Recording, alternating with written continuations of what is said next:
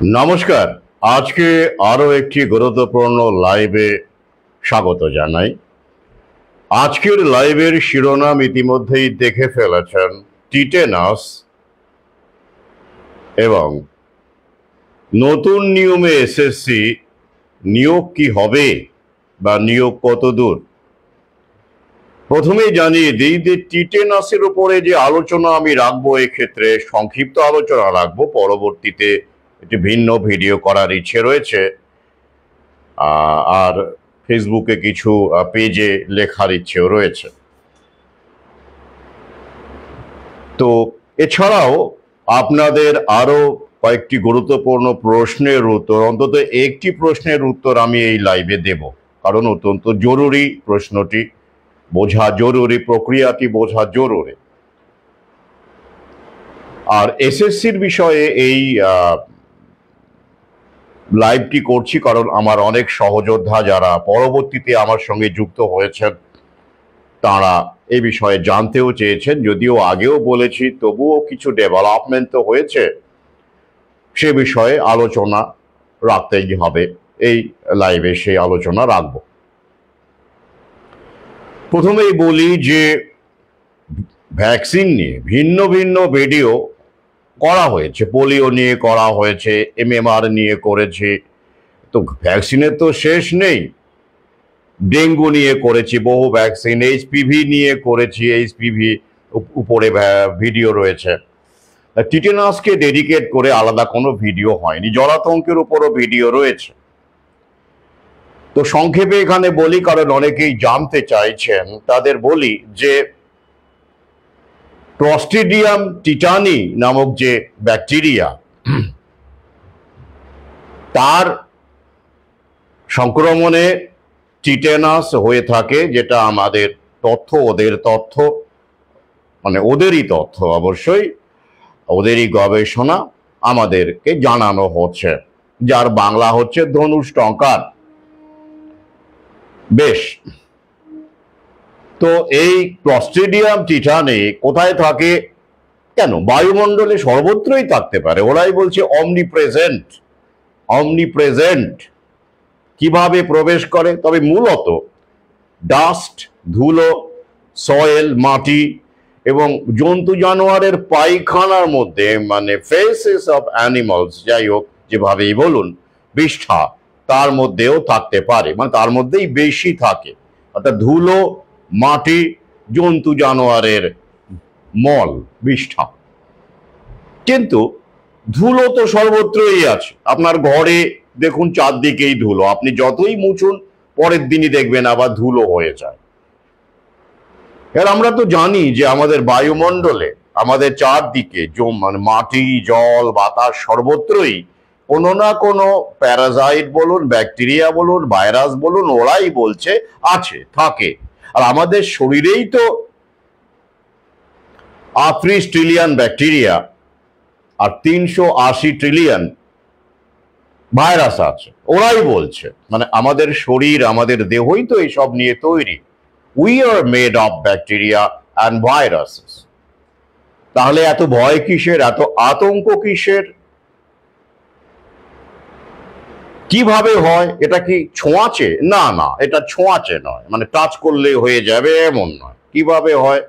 ওরা যে তথ্য দিচ্ছে, মানে একদম ফার্মা লবির যে তথ্য, তারা কি বলছে, তারা বলছে যে কাটা কেটে গেলে ক্ষতস্থান থেকে সংক্রমণ হতে পারে, অর্থাৎ আপনার ক্ষতস্থানে সেই ডাস্ট পড়লো, ধুলো পড়লো, বা জন্তু জানোয়ারের বিষ্ঠা যার মধ্যে ওটা ছিল বা আছে, তো সেইটা, বা মাটি, পথে ঘাটে আপনার দুর্ঘটনা হয়েছে, তাই সঙ্গে সঙ্গে ওটা দিতে হবে। কি দিতে হবে? ভ্যাকসিনটা দিতে হবে, নইলে প্রাণ একেবারে চলে যাবে। মানে ভয়ঙ্কর অবস্থা, মারাত্মক প্যানিক। ওরে বাপ রে বাপ। তার ফলে কি দাঁড়ালো? সামান্য কাটা ছেঁড়াতেও মানুষ ভ্যাকসিন নিতে দৌড়লো। মূল বিষয়টা কেউ প্রশ্ন করলো না। টেকনিক্যালি যদি ক্ষতস্থান থেকে হতে পারে, ওরা বলছে মাইনর কাট থেকেও নাকি হতে পারে, অর্থাৎ দাড়ি কাটতে গিয়ে আপনার কেটে গেল, তো আমার বহুবার কেটেছে, তাও নাকি ভ্যাকসিন নিতে হবে। ব্যবসাটা চলতে হবে, তো মুনাফাবাজিটা চলতে হবে, পাশাপাশি ভৌ নেয়ার পরে যে অন্যান্য সব ক্রিয়া, পার্শ্বক্রিয়া, প্রতিক্রিয়া ঘটে, তার আবার চিকিৎসা হলে তার আবার মুনাফা আছে। আপনাদের জ্ঞাতার্থে জানে এই অধম জীবনে কখনো একটিও টিটেনাস ভ্যাকসিন নেয়নি। আর আমাদের জন্মের সময়, মানে যখন সদ্যজাত শিশু, তখন তো সব গল্প ছিলই না, প্রশ্নই নেই। অধমের শরীরে ভৌ নেই, কোনো ভৌই নেই। বিল গেটসের শরীরেও কোনো ভৌ নেই। বিল গেটসের সঙ্গে মানে পরে উনি দাবি করেন উনি নাকি করোনা ভৌ নিয়েছেন, সে আমার ঘোরতর সন্দেহ আছে, সেটা আপনারাও জানেন। কিন্তু ছোটবেলায় ওনার যখন জন্ম, ওনার এখন 70 বছর প্রায় বয়স, তখন তো ওইসব ছিলই না, তাই নেই। আমারও নেই, বিল গেটসেরও নেই। যাই হোক, এখানে একটা কমন জায়গা পাওয়া গেল, বলুন। তো তাহলে এত কেটে গেল আমার, শুধু দাড়ি কাটতে গিয়ে নয়, পথে ঘাটে বাইক চালিয়েছে এক সময়, বাইকে থেকে পড়ে দুর্ঘটনায় পা ছড়ে যাওয়া, কেটে যাওয়া তো কম হয়নি। আমার যারা উত্তরবঙ্গের যারা আমার পরিচিত বন্ধু বান্ধব, তারা জানেন যে আমার রাজদূত এক্সএলটি বলে একটি বাইক ছিল। সেটাতে চড়ে আমি পুরো নর্থ বেঙ্গল চষে বেরিয়েছি এক সময়। ছোটখাটো দুর্ঘটনা, বড় সড়ো না হলেও তো ঘটেইছে। বাইক চালাবেন, কিছুই হবে না, এমন তো হয় না, তাহলে ওটা বাইক চালানো হয় না, ওটা কি বলে, যাই হোক। আর সেই সময় বয়স অনেক কম, তখন তো বুঝতেই পারছেন একটা অন্য রকমের একটা এক্স ফ্যাক্টর কাজ করে। তো সেই এক্স ফ্যাক্টরটা এখনো যে একেবারে বিলুপ্ত হয়ে গেছে এমন বলি না, বাইক না চালালেও অন্য ক্ষেত্রে সেটা রীতিমতো প্রতিভাত হয়েই থাকে, সেটা আপনারা জানেন। তো যাই হোক, তাহলে এটা কি আর কি হয়, কত রকমের আছে এই ব্যাপারটা। এই যে ক্লস্ট্রিডিয়াম টিটানি কোন সময় হয়? একটা হচ্ছে, বেশিরভাগ ক্ষেত্রেই ওরা যেটা ভয় দেখায়, মানে আমি বলি ভয়ই দেখানো, আর কিছু নয়, এটা হলো নিওনেটাল, অর্থাৎ সদ্যজাতদের ক্ষেত্রে ওটা হতেই পারে। পৃথিবীতে প্রথম আসছে, মানে আত্মপ্রকাশ করছে মায়ের মাতৃজঠর থেকে, ভূমিষ্ঠ হচ্ছে, চারদিকে ব্যাকটেরিয়া, চারদিকে ভাইরাস, কি ভয়ঙ্কর, কি ভয়ঙ্কর। অতএব ওটা নিতেই হবে। মানে শুধু ওদের টিটেনাস তো জানেন, ডিপথেরিয়া, অনেক জিটিপি, তাই তো, তার মধ্যে কম্বাইন হয়ে যায়। এছাড়া বিসিজি, বহু কিছু দেওয়া হয়, আপনারা জানেন, ওই যুক্তিতে দেওয়া হয়। তো নিওনেটাল আর হয়, আর বয়স হলেও পরেও হতে পারে, তাই পরেও, মানে সদ্যজাতদের ক্ষেত্রে তো সম্ভাবনা সবচেয়ে বেশি, মারাত্মক রকমের সম্ভাবনা, আবার পরেও হতে পারে। তাই পরেও কেটে চড়ে গেলে আমরা ছুটে গিয়ে ওটা নিয়ে নিই। সে আপনার বটিতে হাট কাটুক বা পথে ঘাটে দুর্ঘটনায় পা ছড়ে যাক, কেটে যাক, ওটা নিতেই হবে। আর কুকুর কামড়ালে তো ওটা নিতেই হবে, তারপরে আবার র্যাবিস ভ্যাকসিন, ওটাও নিতে হবে। যাই হোক, জলাতঙ্ক এই আলোচনার বিষয় নয়, এ নিয়ে আমার ভিন্ন ভিডিও আছে, আপনারা জানেন, ইউটিউবে খুঁজলে পেয়ে যাবেন। বেশ, তাহলে প্রথমে আমি আসি, বলছি সংক্ষেপে করছি কিন্তু এই বিষয়টি, কারণ আজকে আরো অন্য বিষয় আছে। প্রথমেই আসি সদ্যজাতদের ক্ষেত্রে, নিওনেটাল, তাদের কতদিনের মধ্যে হয় জন্মানোর এটা টিটেনাসের যে সংক্রমণ, তার যে লক্ষণ, ধনুকের মাসেলের ব্যাপার থাকে তো, স্পাজম থাকে তো, ওই জন্যই ওটার নাম হচ্ছে বাংলা ধনুষ্টঙ্কা। বেশ, 3 থেকে 14 দিনের মধ্যে নাকি ওটা হয়ে থাকে, হয় আর কি, মানে গড়ে 7 দিন ধরতে পারেন। বেশ, তো আমাদের পরিচিত, আমার বেসেই এরকম অন্তত 3-4 ডজন অভিভাবক রয়েছেন, মানে অভিভাবকের সন্তান যারা আমার সঙ্গে যুক্ত রয়েছেন, আপনারা মাঝে মাঝে তাদের ছবি দিই, আপনারা জানেন, ভিডিও দিই, যারা জন্মের পরে একটি ভ্যাকসিনও দেননি শিশুদেরকে। কারো বয়স 2 বছর হয়ে গেছে, মানে 1.5-2 বছর হয়ে গেছে, কারো বা 1 বছর, কারো 6 মাস, তাই তো, এরকম বিভিন্ন বয়সের এই সদ্যজাতরা আছে। আমি ছবি দিই, ভিডিও দিই, কিছুদিন আগেই দিয়েছি। তাদের অনুমতি নিয়ে, অবশ্যই বাবার অনুমতি নিয়ে। সবাই তো সমান রকমভাবে অনুমতি দেন না, কারণ তাদেরও সমস্যা থাকে, পরিবারের সঙ্গে লড়তে হয়। এখনো পরিবারের সবাইকে একজোট করতে পারেননি এসব ব্যাপারে, তাই ঝামেলা এড়াতে চান। তো যাই হোক, এছাড়া অন্য ক্ষেত্রেও সমস্যা থাকে, যে অনুমতি যাদের পাই তাদেরগুলো দিই। তো এই যে এত বয়স হয়ে গেল, কারো 2 বছর, কারো 1.5 বছর, কারো 1 বছর, কারো 6 মাস, 7 দিনের বেশি, তো তো কারো কেন টিটেনাসটা হলো না? প্রশ্ন করুন। হওয়ার কথা তো, ওরা যে তথ্য দিচ্ছে 3 থেকে 14 দিনের মাথায় বা গড়ে 7-8 দিনের মাথায় ওটা হয়, এবং সেটা মারাত্মক হতে পারে, মরেও যেতে পারে, উমুক তুমুক মারাত্মক ব্যাপার, ভয়ঙ্কর, তাই নিতে হবে। ওই হলো না কেন? 1-2জন হলে না হয় বুঝতাম যে এটা জাস্ট কাকতালীয় ব্যাপার, কোইন্সিডেন্টাল, কিন্তু এতজন? প্রশ্ন করবেন না কেন হলো না, হচ্ছে না কেন? আমার কথা নয়, ছেড়ে দিন, আমি তো জীবনে নিইনি, আমাদের বাবা ঠাকুরদারাও নেয়নি। তাহলে কি ধনুষ্টঙ্কার ব্যাপারটা কল্পনা? একদমই হয় না, বাস্তবে নেই না, তা বলিনি, কিন্তু আছে, কিন্তু কাদের হবে? যাদের সুস্থ স্বাভাবিক immune system, functioning immune system আছে, তাদের টিটেনাসের কোনো ভয় নেই, সে নবজাতক হোক আর প্রাপ্তবয়স্ক হোক। তাহলে কাদের ভয় আছে? ইম্পেয়ার্ড ইমিউন সিস্টেম নিয়ে যারা জন্মায়, বা পরবর্তীতে জন্মানোর পরেও ফার্মা লবির কল্যাণে ওষুধপত্র খেয়ে খেয়ে ইমিউন সিস্টেম বা প্রতিরোধ ব্যবস্থার 12টা বাজিয়ে দেন যারা, কিছুই থাকে না। অর্থাৎ যখন ইমিউন সিস্টেম অলমোস্ট জিরো হয়ে যায় বা নিয়ার জিরো হয়ে যায়, কিছুই কাজ করে না, ইনফেকশন আটকানোর জন্য, প্রিভেন্ট করবার জন্য অ্যান্টিবডি বিল্ড আপ করতে পারে না, ওইটাই তো ইমিউন সিস্টেমই তো সহ। ওটা না থাকলে বউ বউয়ের গল্পটাও আসতো না। বউ বউ কি করে? ইমিউন সিস্টেম ছাড়া বউ বউ কাজ করে? ওরা তো তাই বলে, মানে কাজ করতে গেলে ইমিউন সিস্টেমকে লাগবে, তাই তো? তাহলে এরকম কজন হয়? আর আপনি কি করে বুঝবেন আপনার টিটেনাস ভ্যাকসিনের দরকারটা আছে কিনা? ধরুন আপনার কেটে গেছে, ছড়ে গেছে, বটিতে হাত কেটেছে, পথে ঘাটে দুর্ঘটনা ঘটেছে, ইত্যাদি ইত্যাদি। কি করে বুঝবেন আপনার দরকার আছে কিনা? বুঝতে পারবেন? আলবাত বুঝতে পারবেন।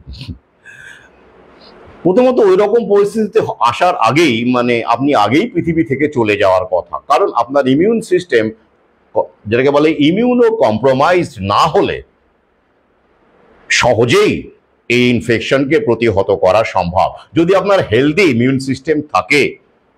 কিরকম? ধরুন আপনি কি করে বুঝবেন আপনি ইমিউনো কম্প্রোমাইজড কিনা? হ্যাঁ, সেই ক্ষেত্রে তো শুধু ভ্যাকসিন কেন, আপনাকে তো টিকে থাকতে গেলে, যদি জন্মগতভাবে আপনি এরকম সিস্টেম নিয়ে এসেছেন, তাহলে প্রকৃতিই চেয়েছে যে আপনি থাকবেন না পৃথিবীতে। তারপরে জোড়াতালি দিয়ে যদি আপনাকে রাখা হয়, তাহলে তো অন্য গল্প। কি ইমিউনো কম্প্রোমাইজড আপনি কি না, সেটা বোঝার সহজতম উপায়, আপনার সব ঘন ঘন ইনফেকশন হবে, সর্দি কাশি ঘন ঘন হবে, সারতেই চাইবে না, ওষুধের পর ওষুধ খাচ্ছেন তবুও সারছে না, শরীর অত্যন্ত দুর্বল, ঘামাচি হলেও সারতে চায় না, মানে অর্থাৎ ইমিউন সিস্টেম একেবারে, মানে এটা নিয়ে আপনি এত বছর বাঁচতেই পারবেন না, মানে টিটেনাস না হোক অন্য কোনো ইনফেকশনে আপনার মৃত্যু হবে, এটাই স্বাভাবিক। অথবা আপনাকে কোন রকম করে সাপোর্ট দিয়ে ঘরে বাইরে বেরোতে পারবেন না, ঘরের মধ্যে থেকে বিভিন্ন রকমের সব ওই যন্ত্রপাতি প্রয়োগ করে আপনাকে কোন রকম করে টিকিয়ে রাখার ব্যবস্থা আর কি। যেহেতু ইমিউন সিস্টেম পুরো জিরো হয়নি, জিরো হলে তো শেষ, নিয়ার জিরো।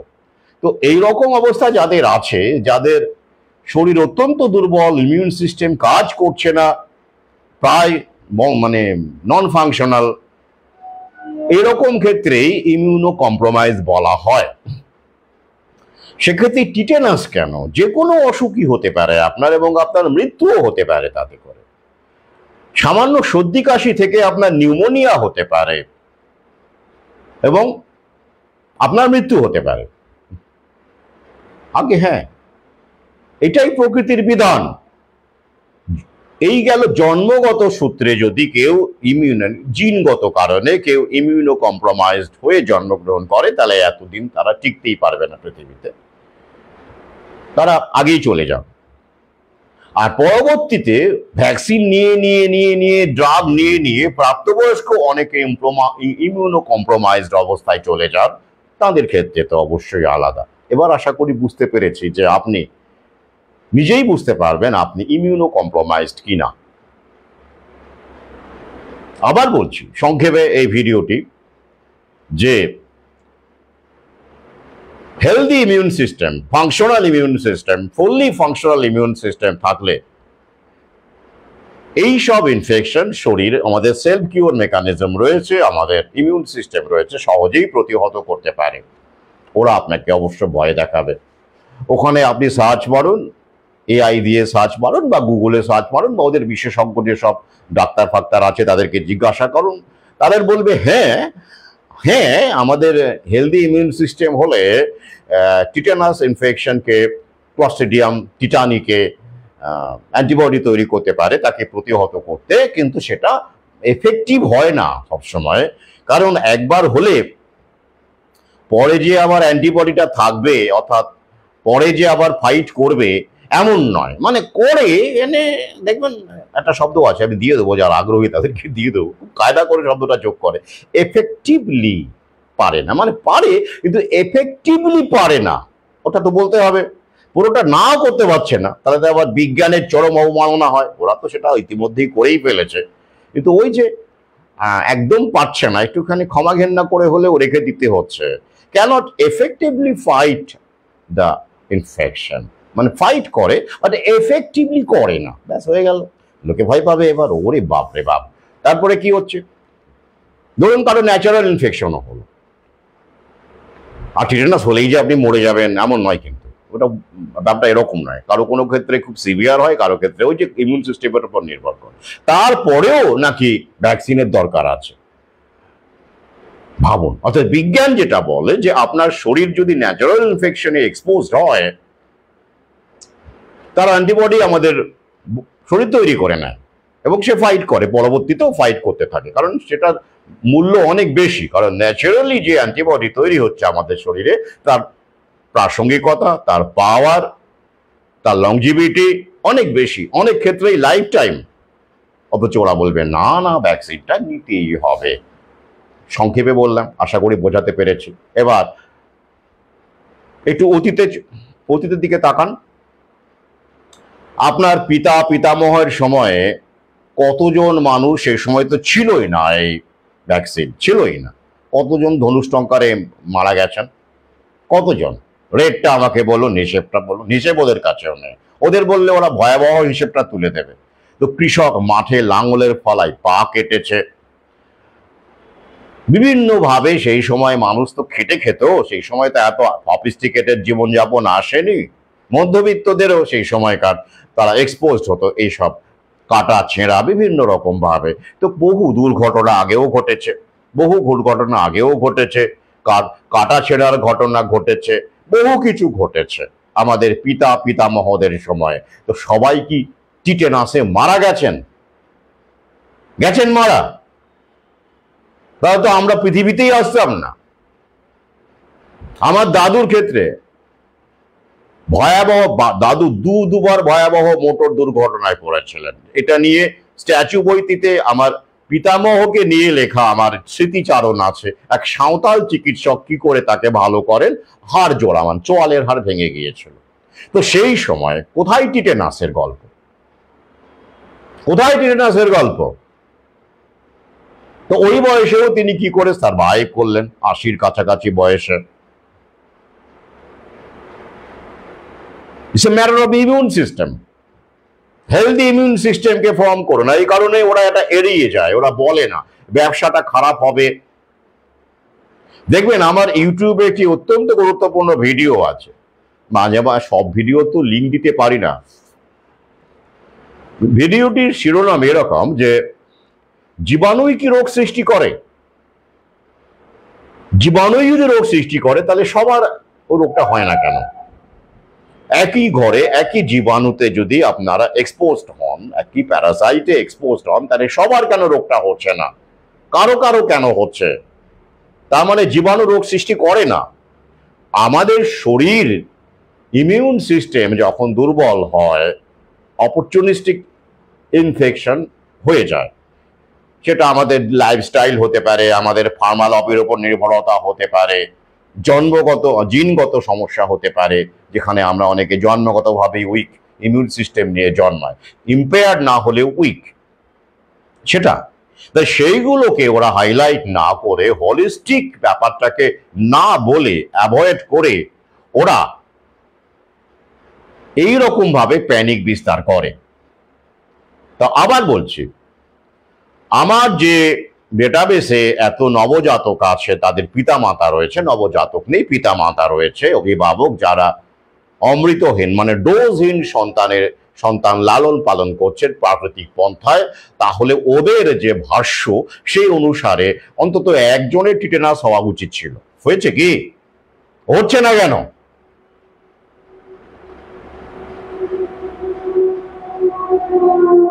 কৌস্তব মান্না আমার ইউটিউবে ভিডিও রয়েছে এ বিষয়ে, আমার যা পর্যবেক্ষণ এ বিষয়ে আপনি খুঁজে নিন। এত এত লিঙ্ক আমি কিভাবে দিই বলুন তো, ব্যস্ততার জীবন।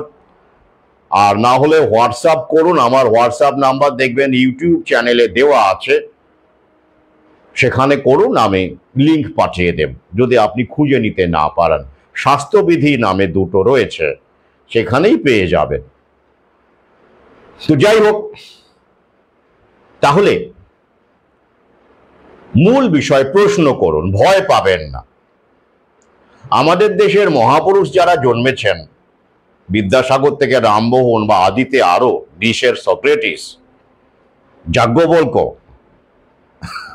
আরো আগে, তো এরা এত বড় বড় প্রজ্ঞাবান মানুষ হলেন, তখন টিটেনাস ভ্যাকসিন ছিল না, কোনো ভ্যাকসিনই ছিল না। আর আমাদের পিতামহের সময়েও ছিল না। তো তাদের মধ্যে কতজন টিটেনাসে মারা গেলেন? প্রকৃতিকে বোঝুন, প্রকৃতির বার্তাকে বোঝুন, মূল ব্যাপারটাকে বুঝুন, হোলিস্টিক ব্যাপারটাকে বুঝুন, ইমিউন সিস্টেমকে জানুন, আপনার শরীরের মধ্যে যে সেলফ কিওর মেকানিজম আছে তার ক্ষমতা বুঝুন, তার ক্ষমতা বুঝুন।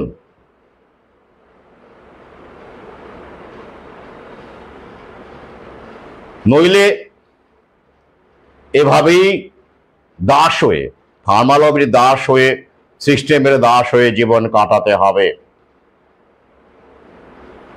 আরেকটা ব্যাপারে খুব হাসি পায়, অনেক শিক্ষক মহাশয় আছেন, তারা ভালো জানেন, যারা সরকারি স্কুলে চাকরি করছেন এখনো আছেন, করতে পারছেন এখনো, টানাটানি শুরু হয়নি, তারা জানেন যে, বা বাকিরাও অনেকে জানেন, অভিভাবকরাও জানেন যে হোলিস্টিক রিপোর্ট কার্ড করতে হচ্ছে এখন পড়ুয়াদের জন্য। হোলিস্টিক রিপোর্ট কার্ড, ভাবেন সেটা যে কি হচ্ছে, তাতে করে কি মানে শিক্ষকরা সেটা কিভাবে করছেন তারা ভালো জানেন, এবং এতে করে ছাত্রছাত্রীর পড়ুয়াদের কি উপকার হবে অভিভাবকরাও জানেন কিনা আমি জানি না। ওটা একটা কায়দা, মানে একটা টার্মিনোলজি তৈরি করে একটু ঘুলিয়ে দিয়ে একটুখানি চাপ তৈরি করা সিস্টেমে, মূল ব্যাপারটাকে মানে গোড়া কেটে আগায় জল দেওয়ার প্রক্রিয়া তো চলছেই, আপনারা জানেন।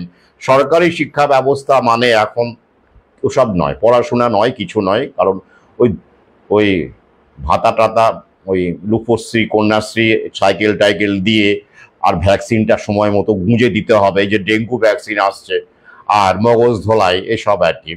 তো এই কারণেই রাখা, তো সেখানে হোলিস্টিক রিপোর্ট কার্ড করতে হচ্ছে। তো এবার ওদের প্রশ্ন করুন, আচ্ছা তাহলে হোলিস্টিক মানে আপনারা বোঝেন, বাহ বাহ কি সুন্দর, দারুণ, গুরুত্বপূর্ণ, মানে কি চারদিকে, মানে কোনো আসপেক্ট বাদ নয়, তার বিহেভিয়ার প্যাটার্ন, তার ক্রিয়েটিভিটি, হ্যাঁ, তার বিভিন্ন ক্ষেত্রে তার পারফরমেন্স, তার কালচারাল সাইড, সমস্ত কিছু হোলিস্টিক রিপোর্ট কার্ডে প্রতিফলিত হবে। বা তার মানে আপনারা সমস্ত ব্যাপারটাকে নিয়ে ভাবতে চান, not a fragment, the whole, তাই তো? বাহ, দারুণ দারুণ। তো শিক্ষার ক্ষেত্রে আপনি হোলিস্টিক ভাবছেন, তো চিকিৎসার ক্ষেত্রে কেন ভাবেন না? ওখানে কেন হোলিস্টিক কথাটা বলেন না, একবারও ভুলেও উচ্চারণ করেন না? তাহলে মতলবটা কি বলে দিতে হবে? হ্যাঁ, ওরা হোলিস্টিক উচ্চারণটা করে, যেখানে বংশদণ্ড গোঁজার দরকার পড়ে ওটাকে টার্মিনোলজি হিসেবে ব্যবহার করে শুনতে ভালো লাগবে, অভিভাবকরা ইমপ্রেসড হবে, শিক্ষকদের ওপর চাপও বাড়বে, এবার শিক্ষকরাও দেখতে পাবে দারুণ কাজ হচ্ছে, আহা হোলিস্টিক হোলিস্টিক, ওই জন্য ওটা এখানে ব্যবহার করছে। আর আসল চিকিৎসা ক্ষেত্রে যেটা হোলিস্টিক হিসেবে শুরু হয়েছিল, সেই হিপোক্রেটিসই বলুন আর হ্যানিম্যানই বলুন বা পতঞ্জলি বলুন, আহা ব্র্যান্ড পতঞ্জলি নয়, আদি পতঞ্জলি, যার নামে ওই ব্র্যান্ডটা হয়েছে, ব্যবসা হচ্ছে, তার কথা বলছি। যেই বলুন না কেন, যার কথাই বলুন না কেন, বা ইবন সিনাই বলুন না কেন, এরা সবাই হোলিস্টিক অ্যাপ্রোচের কথাই বলেছেন। নাক কান গলার ডাক্তার, হ্যাঁ, হার্টের ডাক্তার, হ্যাঁ, সমাজকে যেমন ডিভাইড অ্যান্ড রুল, হিন্দু মুসলমান এই সেই, তেমন শরীরটাকে ওরা একই রকম ভাবে বিভিন্ন ভাগে ভাগ করে সর্বনাশ করার জন্য ডিভাইড অ্যান্ড রুল করেছে। আরে বাবা, নাক কান গলার ডাক্তার, বেশ নেফ্রোলজিস্ট, কার্ডিওলজিস্ট, শরীরটা কোথায়, হোল বডিটা কোথায়, হোলিস্টিকটা কোথায়, প্রশ্ন করুন। এবারে আসছি আমি আরো একটি প্রশ্নে, যে এই প্রশ্নটি আলোচনা করে আমি মূল বিষয়ে যাব আজকে। নতুন নিয়মে এসএসসি নিয়োগ কি আদৌ হবে?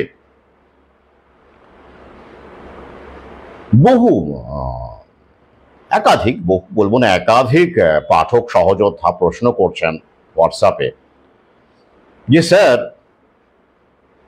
মহাকালের কথা আপনি বলেন, মহাকাল কি তাহলে এই অন্যায়কে প্রশ্রয় দিচ্ছে, যেটা বিল গেটসরা করছে, জায়নিস্টরা করছে? তার মানে মহাকালের যে নিয়ম, যেটা সেখানে এই যে শিক্ষক, সরকারি শিক্ষক বলুন, বা এইভাবে যে মানুষ যারা এই ভ্যাকসিনের শিকার হচ্ছে, টোটাল কন্ট্রোলের শিকার হচ্ছে, চাকরি হারাচ্ছে, নিউ ওয়ার্ল্ড অর্ডারের কবলে পড়ে জীবিকা হারাচ্ছে, ইত্যাদি ইত্যাদি, এই যে চরম অন্যায়গুলো হচ্ছে, এই ক্ষেত্রে তাহলে মহাকালকে কিভাবে আমরা দেখব? মানে সে কি এগুলো মানে সমর্থন করছে? তার মানে মহাকালকে আপনি যেভাবে আহ্বান করেন, যে বলেন, তাহলে তো আপনি তাকে তো নেগেটিভলি বলেন না, পজিটিভলি বলেন না মনে হয়। তাহলে কেন, কিভাবে আমরা এটাকে ব্যাখ্যা করব? প্রথমত বলে দিই, উত্তরে আসে বলে দিই, মহাকাল মানে কিন্তু কোনো ঈশ্বরকে আমি বলি না, তথাকথিত মাটিরই বলুন বা শাস্ত্রের কোনো বর্ণিত ঈশ্বর, সে অর্থে নয়। আমি ব্রহ্ম বলতে পারেন, বা একটা শক্তি যা আমাদের কন্ট্রোলে নেই।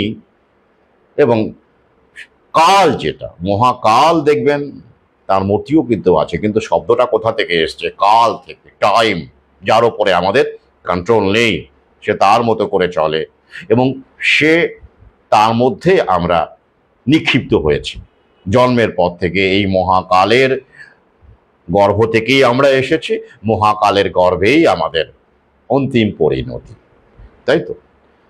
তো ওই ফিলোসফিক্যাল বা স্পিরিচুয়াল আসপেক্টে আমি না গিয়ে সিম্পলি একটা দিক এই উত্তরটা আমি দেওয়ার জন্য ব্যবহার করব, সেটা হলো যে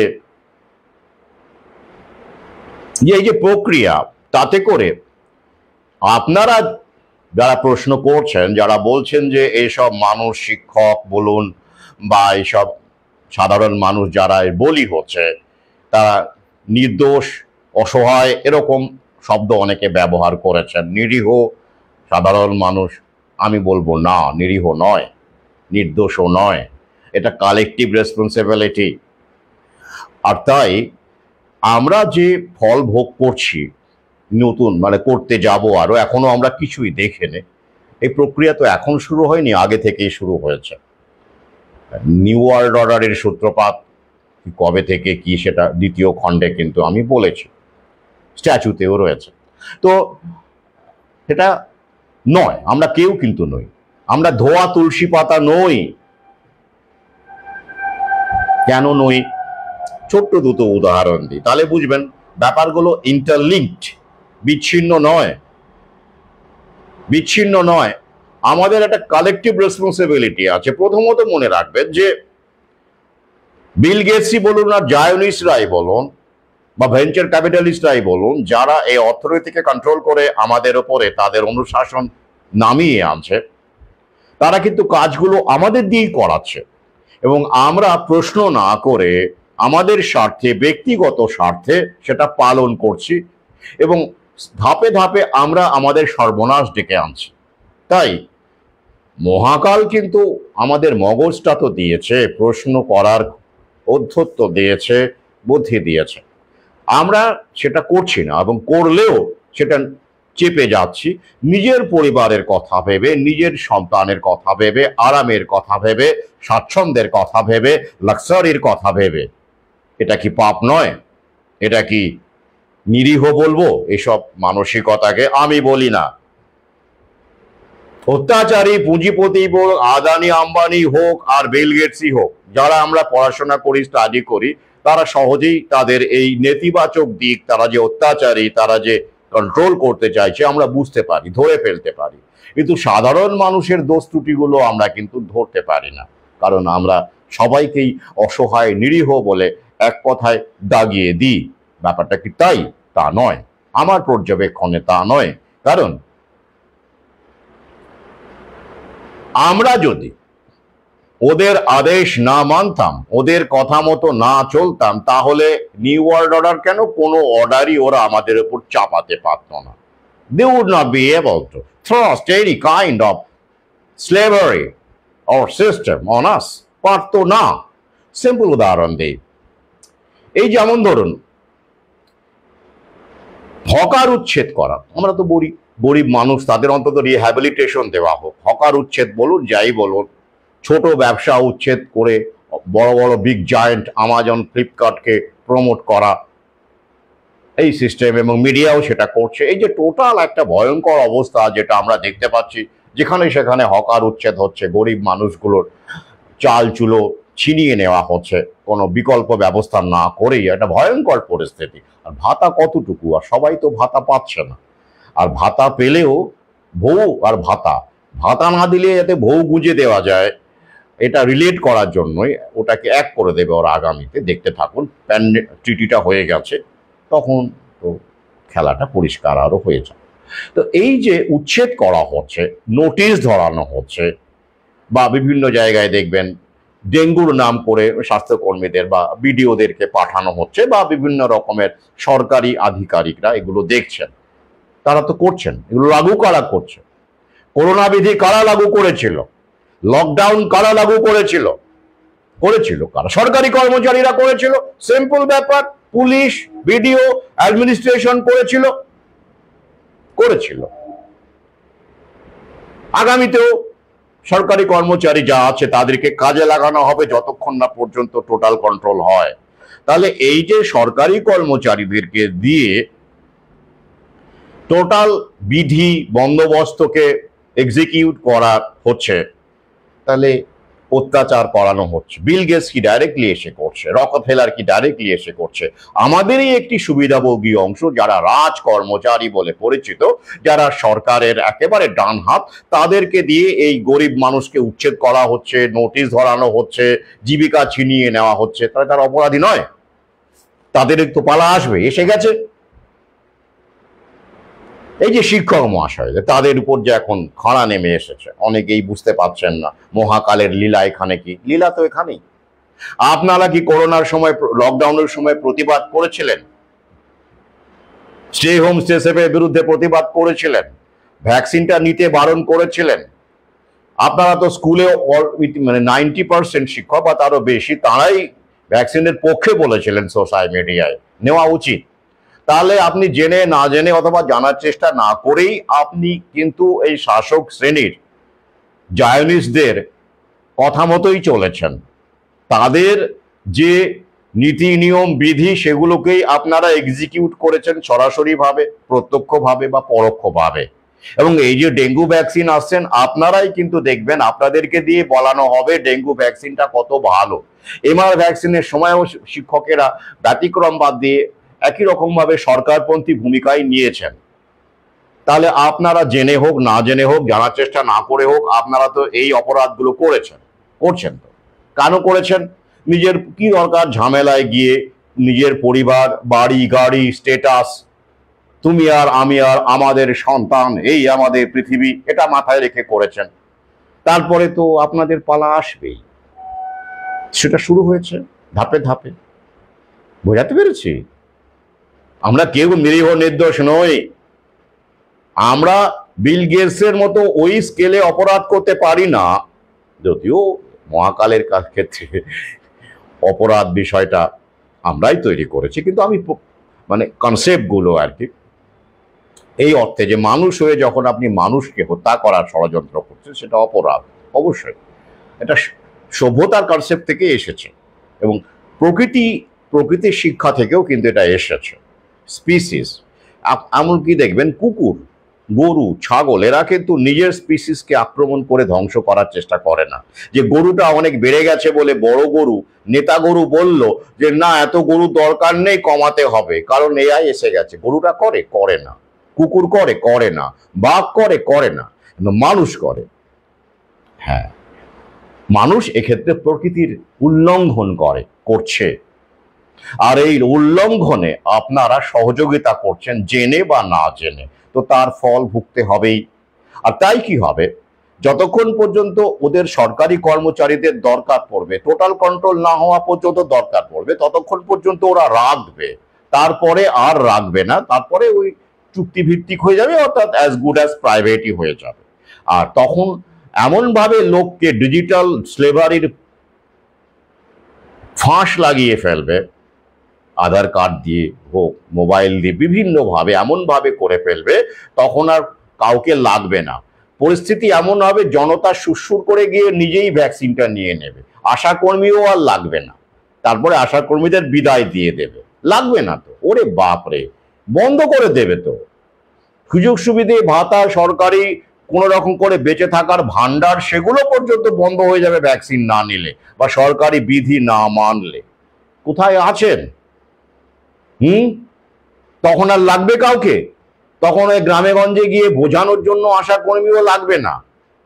তখন আশাকর্মীরা এখন জেনে বা না জেনে নিজেদের স্বার্থে যে অন্যায়টা করছে, এটা যে নিজের স্পিসিসকে ধ্বংস করা, ভৌব বুঝলে যা হয় আর কি, তখন তার ফল তাদেরকে ভুগতে হবে। বলবে আপনাদের তো নীতি চুক্তি ভিত্তিক পার্মানেন্ট জব, তাদেরকেও চলে যেতে হবে, তখন আর তাদের লাগবেই না। কেন লাগবে বলুন তো?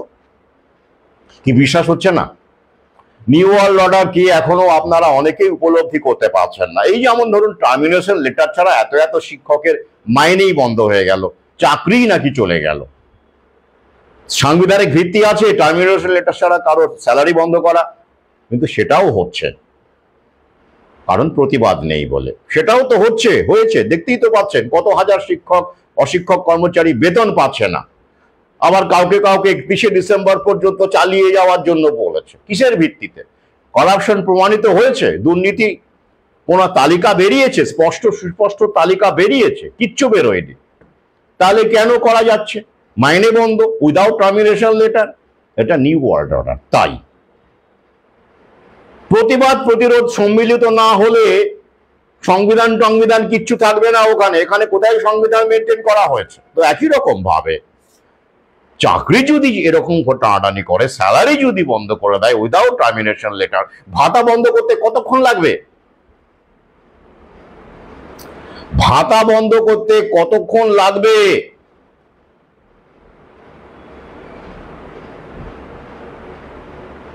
সময় লাগবে।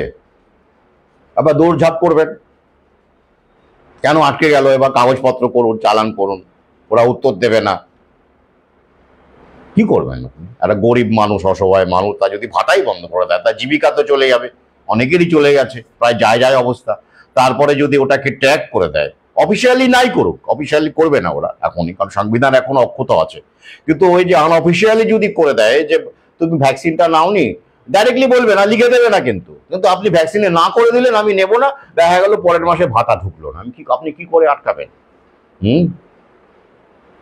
এইটাই হলো নিউ ওয়ার্ল্ড অর্ডার, যেটা আগে কখনো এই মাত্রায় হয়নি। তাই বুঝাতে পারলাম যে সরকারি কর্মচারী ছাড়া এই সরকারি নিয়ম, যেটা আসলে জায়োনিস্ট সিস্টেম, তাকে লাগু করা সম্ভব হতোই না। করোনা লকডাউনও হতো না, ভৌ বোঝা হতো না, তাহলে তাদের দায় নেই? তাদেরকে এবার যেতে হবে এক এক করে। প্রক্রিয়া শুরু হয়েছে। বটম লেভেল, মিডল লেভেল থেকে মিডল লেভেলটাই মূলত আক্রান্ত হবে। একদম লোয়ার লেভেল ঝাড়ুদার থেকে শুরু করে আমি বারবার বলেছি সেগুলো লাগবে, ওগুলো রোবট দিয়ে করলে পোষাবে না। আর টপ লেভেল লাগবে ম্যানেজমেন্টের জন্য, ওটা এআই দিয়ে হবে না। একদম টপ লেভেল ওটা থাকবে, ডিএম লেভেল বলুন, এরা থাকবে, এখনই যাবে না। কিন্তু মাঝখানেই তাদেরও সময় আসবে একদিন। তো মহাকালের যে প্রক্রিয়া, সবাইকেই এর মধ্যে সবাই আমরা রয়েছি। যাই হোক, এবারে আসছে আরেকটা উদাহরণ। কি উদাহরণ? এটা তো গেলাম সরকারি কর্মচারী। এবার আপনি বলবেন, আপনারা বলতেই পারেন যে তাহলে সরকারি কর্মচারী তো সবাই নয়, তাহলে তাদের জীবনেই বা কেন দুর্ভোগ আসছে? এটা আপনি কিভাবে ব্যাখ্যা করবেন? আরেকটা উদাহরণ দিই, আমি নিজের চোখে দেখেছি। এটা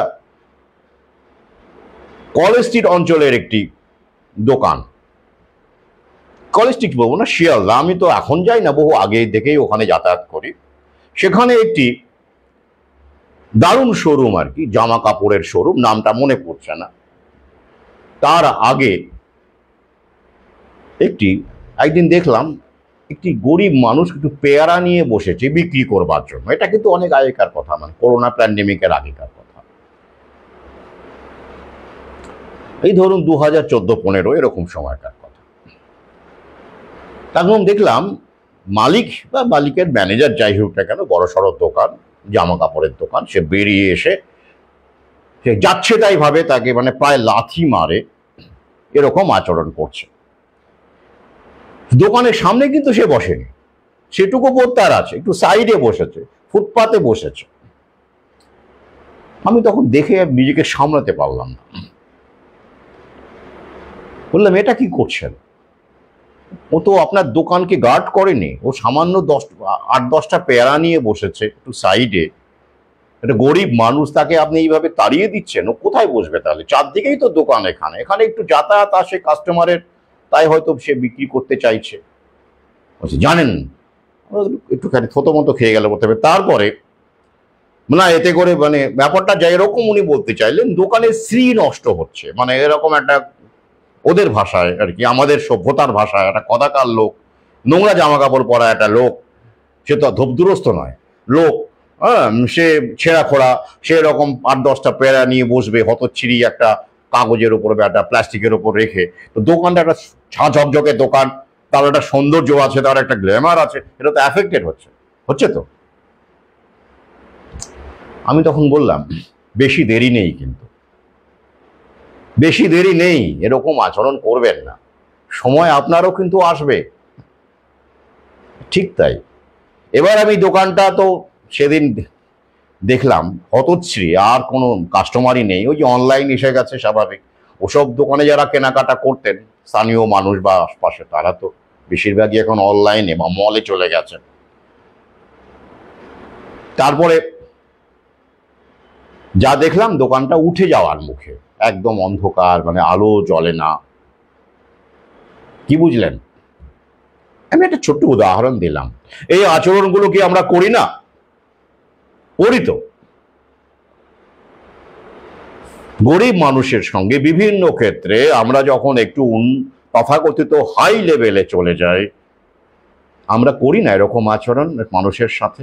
সেটা কি আমরা নিরীহ মানুষ? তবে আমরা কি নিরীহ নির্দোষ মানুষ? আমাদের মধ্যে কি নিজের স্পিসিসের প্রতি দায়িত্ববোধ আছে? নেই। কুকুরেরও আছে, ছাগলেরও আছে, গরুরও আছে। কুকুর কখনো কুকুর সম্প্রদায়ের বিনাশ চায় না। কেউই করে, মারামারি করে, পরে আবার ঠিক হয়ে যায়।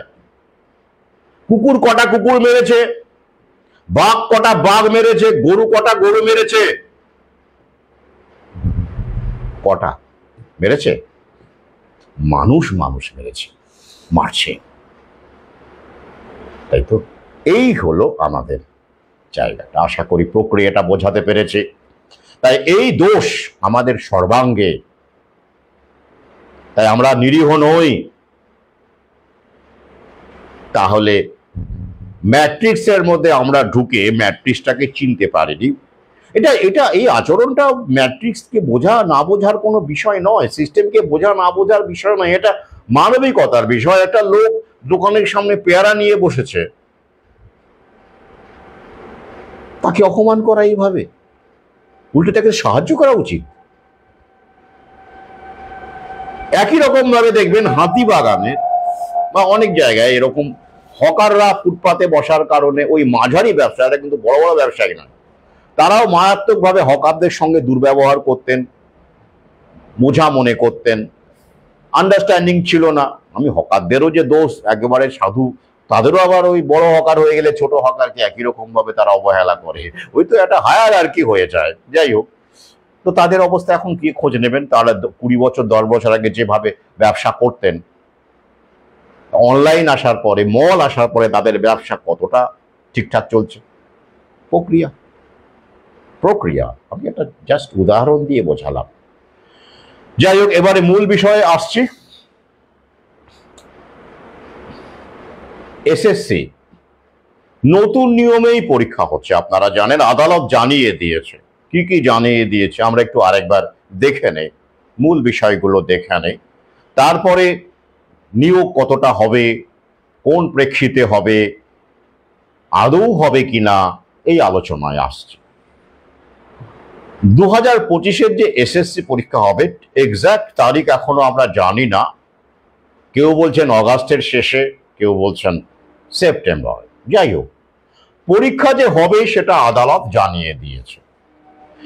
কিছু মামলা হয়েছিল, কেস হয়েছিল, আপনারা জানেন, তাতে করে আদালত কিন্তু পরিষ্কার জানিয়ে দিয়েছে যে পরীক্ষাটা হবে, কারণ পরীক্ষাটা হওয়া জরুরি, তো সেটা আদালতও জানে। এই সেটিং এর কথা আমি আপনাদের বহু আগেই জানিয়েছি। ধরুন প্রায়, আমার যেটা ধারণা এখনো পর্যন্ত 5 লক্ষ তো আবেদনপত্র পড়েই গেছে। যারা চাকুরি করছেন ইতিমধ্যে 2016-র যারা রয়েছেন, তারা সবাই না হলেও অনেকেই, বা প্রায় সবাই বলা যেতে পারে। শেষ পর্যন্ত কজন বাকি থাকবেন আমার সন্দেহ আছে। এছাড়াও ফ্রেশার যারা, তারা আবেদন করে চলেছেন। এবার 4-5 লক্ষ, এবং সংখ্যাটা প্রতি মুহূর্তে নিশ্চয়ই আরো বাড়ছে, আমি এক্সাক্টটা বলতে পারছি না। তাহলে এই যে সংখ্যাটা, সেটার পরীক্ষা বসার যে ফি মিলে কত কোটি টাকা হতে পারে সেটা আদালতও জানে, মাননীয়াও জানেন। তাই পরীক্ষাটা হবে, পরীক্ষা হতে বাধা নেই, আমি বহু আগেই বলেছিলাম। তাই পরীক্ষাটা হবে। বেশ, সামনে নির্বাচন, টাকার দরকার আছে না? ওরে বাবা! আর এটাও খোঁজ নিয়ে দেখবেন, ত্রিপুরার ক্ষেত্রে যেমন শিক্ষকদের বেতন 10,000 শিক্ষকদের, তো জানেন ত্রিপুরার কেস, এটা নিয়ে ভিডিওতে বলেছে, চাকরি চলে গেলেও তাদের কিন্তু স্যালারি অ্যালটমেন্ট বন্ধ হয়নি, এমনই অভিযোগ উঠে আসছে। এ নিয়ে আমি লিঙ্কও দিয়েছি। সেই সব ছাঁটাই হওয়া শিক্ষকের বেতন নাকি ঘোস্ট অ্যাকাউন্টে ঢুকে যাচ্ছে, বা অন্য কোনো অ্যাকাউন্টে ঢুকে যাচ্ছে। অর্থাৎ বেতন কিন্তু, যেটা অর্থ বিল, মানে অর্থ দপ্তরের মঞ্জুরি, ট্রেজারি থেকে যেটা হয়, সেটা কিন্তু নাকি তোলা হয়নি, ওটা আছে। তাহলে এত এত টাকা যাচ্ছে কোথায়? প্রশ্ন করবেন না? হ্যাঁ, তাই নতুন করে ওখানে মামলা হচ্ছে। তো এই ক্ষেত্রেও এই যে শিক্ষকদের বেতন বন্ধ হয়ে গেছে, অশিক্ষকদের যাদের বেতন বন্ধ হয়ে গেছে, টাকাটা যাচ্ছে কোথায়? ওটা তো ট্রাইব্যুনেশন লেটার আসেইনি, তাহলে ট্রেজারি থেকেই কি ওটা বন্ধ হয়েছে? প্রশ্ন করবেন না? অ্যালটমেন্টটা কোথায় যাচ্ছে? অফিসিয়ালি ট্রাইব্যুনেশন লেটার ছাড়া কোনো শিক্ষকের বেতন বন্ধ হতে পারে? কোন সংবিধানের কোথায় বলেছে? প্রশ্ন করবেন না? কে প্রশ্ন করে? সবাই ভীতু। যাই হোক, এবারে তাহলে এখানে অর্থের ব্যাপার আছে, টাকার ব্যাপার আছে। তো আদালত কি বলেছে আসুন একটু হাইলাইটস গুলো দেখে নেই। নতুন যে নিয়মে ফাইনালি যে পরীক্ষাটা হচ্ছে, সেই নিয়মটা কি এলো। প্রথমত 40 বছর পর্যন্তই বয়স, বাড়ানো যাবে না বলা হচ্ছে। অর্থাৎ যারা চাকরি করেছেন এতদিন ধরে, যাদের 40-এর উপর বয়স হয়ে গেছে, তাদের জন্য শিথিল করা যাবে না। আমি যতদূর জানি এমনটাই আদালত জানিয়েছে। তাহলে তারা বসতে পারবেন না। এই নিয়ম যদি কঠোরভাবে অ্যাপ্লাই করা হয়, যদি বয়স বাড়ানো যায় আলাদা কথা, আর কি অভিজ্ঞতার উপর যে 10 নম্বর সেটা থাকছে, বলবৎ থাকছে। অর্থাৎ ফ্রেশাররা 60 নম্বর পাবেন, আর যাদের শিক্ষণের অভিজ্ঞতা আছে তারা 60 + 10 অর্থাৎ 70 নম্বর পাবেন। অর্থাৎ এখানেই তারা আগে থেকেই 10 নম্বরের ফারাকে এগিয়ে গেলেন ফ্রেশারদের তুলনায়। কোন শিক্ষণ অভিজ্ঞতা গ্রহণযোগ্য হবে, সেখানেও যতদূর আমি দেখলাম তাতে করে এইটাই আসছে যে 2016 যারা ওই শিক্ষক ছিলেন তাদের অভিজ্ঞতা, তারা 10 নম্বর পাবেন। চাকরিটা কি গেছে বা এই পরিস্থিতি। আর কি নবোদয় যে বিদ্যালয়, তার যে আইডি, নবোদয় আইডি যাদের আছে শিক্ষকদের, তারা পাবেন 10 নম্বর। আর কারা পাবেন? চুক্তিভিত্তিক শিক্ষক যাদের ডিআই অফিসে রেজিস্ট্রেশন আছে তারা পাবেন। সেখানে পরিষ্কার করে এই 3টে ক্যাটাগরি পাওয়া যাচ্ছে। তাহলে এবার প্রশ্ন করুন, এই যে টোটাল এই ক্ষেত্রে যে ছাড়গুলো দেওয়া হচ্ছে, মানে এই ছাড় মানে 10 নম্বরের বাড়তি অভিজ্ঞতার কারণে যে নাম্বার, চুক্তিভিত্তিক, নবোদয় এবং 2016 এরকম সংখ্যায় যদি হয় তাহলে ফ্রেশারদের কতটুকু সুযোগ আছে সে একটা প্রশ্ন থেকে যায়, কারণ তারা এই 10 নম্বরের আওতায় আসছে না। এবারে আমরা দেখতে পাচ্ছি যে পদের সংখ্যা যেটা এখনো পর্যন্ত সামনে আছে, নাম্বার অফ ভ্যাকান্সিজ 35,700, তাই তো তার যদি এটা বিধি আছে, যদি 1.6 গুণ হারে স্ট্যান্ডার্ড যেটা ডাকা হয় ইন্টারভিউ এর জন্য, মানে ভ্যাকান্সির যা আছে তার 1.6 গুণ, তাহলে মোটামুটি ভাবে এই 56-57 হাজার মতো হচ্ছে এরকম আনুমানিক, মানে ইন্টারভিউতে ডাক পাবেন এইরকম ক্যান্ডিডেটের সংখ্যা 56-57 হাজার মতো হচ্ছে।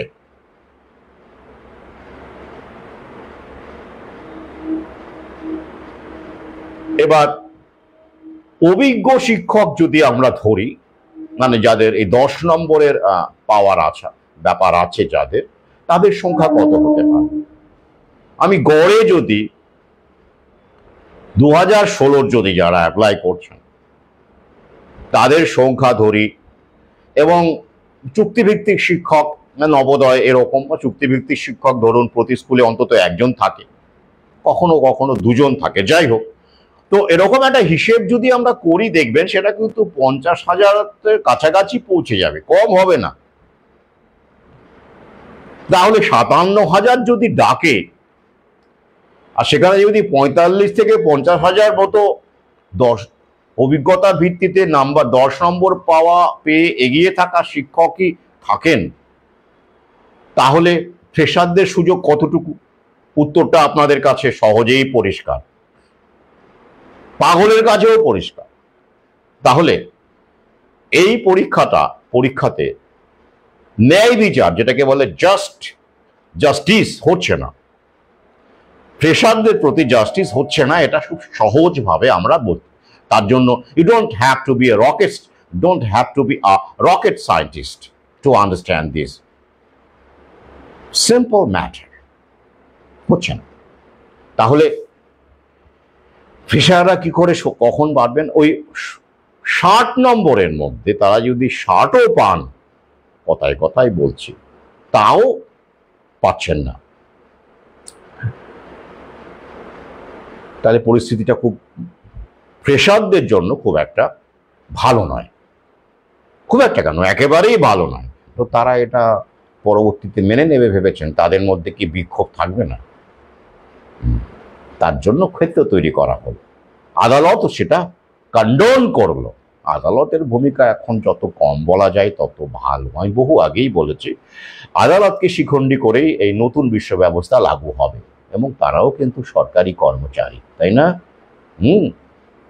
সরকারি কর্মচারী তো, বিচারক বলুন, এই বলুন, সেই বলুন, এবং তারা সরকারের ওই মান্যতাপ্রাপ্ত রেজিস্টার্ড উকিল, বার কাউন্সিলে রেজিস্ট্রেশন থাকতে হয় না, সবই তো সরকারি। তাহলে এই মতাবস্থায় যে পরীক্ষাটা হবে, এতগুলো টাকা নিয়েছেন, পরীক্ষা তো হওয়ারই কথা, না হওয়ার কারণ নেই। তো তারপরে কি নিয়োগ হবে? এই প্রশ্নটাই যদি বাস্তবের আলোতে দেখেন তাহলে বুঝতে পারবেন যে নিয়োগ হওয়া ব্যাপারটা কতটা বিষ বাঁও জলে। এক এক করে আসি। প্রথমত দেখুন যে ওবিসি রিজার্ভেশনের যে মামলাটি, অন্য মামলাগুলোকে রাতারাতি শুনানি করা হচ্ছে। 2010 সালের একটা ওই সময়কার প্যানেল নিয়েও একজন ব্যক্তি নাকি তিনি হতাশায় ভুগছিলেন, তিনি নাকি আবার ডিভিশন বেঞ্চে গেছেন। সিঙ্গেল বেঞ্চে তাকে অ্যাকসেপ্ট না করে খারিজ হয়ে যাওয়াতে তিনি এবার ডিভিশন বেঞ্চে গেছেন, তারও নাকি শুনানি হবে। আদালত মামলা গ্রহণ করেছে। 2010-এর নিয়োগ, ভাবতে পারেন, মানে সেই সময়কার পরীক্ষা এসএসসি। অথচ এসএসসির যে ওবিসি রিজার্ভেশনের যে মামলা, তা নিয়ে কোনো কিছু তেমন কিছু সুরাহা এখনো পর্যন্ত হলো না। এই প্রক্রিয়াগুলো মানে শিক্ষকদেরকে, মানে সরকারি মানে কর্মচারীদেরকে মোটামুটি ভাবে ভালো রকম বিনাশ কার্যক্রম সম্পন্ন না হওয়া পর্যন্ত ওবিসি মামলা নিষ্পত্তি হবে না, আমি বহু আগেই বলেছি। তাহলে নিয়োগ কিভাবে হবে? ওই কারণেই তো মামলাটা করা হলো। প্রচুর নাকি দুর্নীতি হয়েছে, পয়সা করে দিয়ে বা বিভিন্ন রকম ভাবে, যে যাদের সার্টিফিকেট পাওয়ার কথা নয় তারাও পেয়েছে। এই কারণেই তো ওবিসি এ বি বিভিন্ন রকম ক্যাটাগরি কেন তৈরি করা হলো? ওই কারণেই তো করা হয়, যাতে করে দুর্নীতির সুযোগটা তৈরি করা যায়। তোমরা দুর্নীতি করবে, আমরা দুর্নীতি ধরবো, আর মাঝখানে তাহলে কি করে নিয়োগ হবে? নিয়োগ তো সংবিধান মেনে, মানে সিস্টেম মেনে, প্রোটোকল মেনে করতে হয়। ওবিসির জন্য এত রিজার্ভেশন, অমুকের জন্য অত রিজার্ভেশন, তমুকের জন্য অত, সব তো ভাগ আছে না, এসটি এসসি ওবিসি। নিয়োগটা কি করে হবে?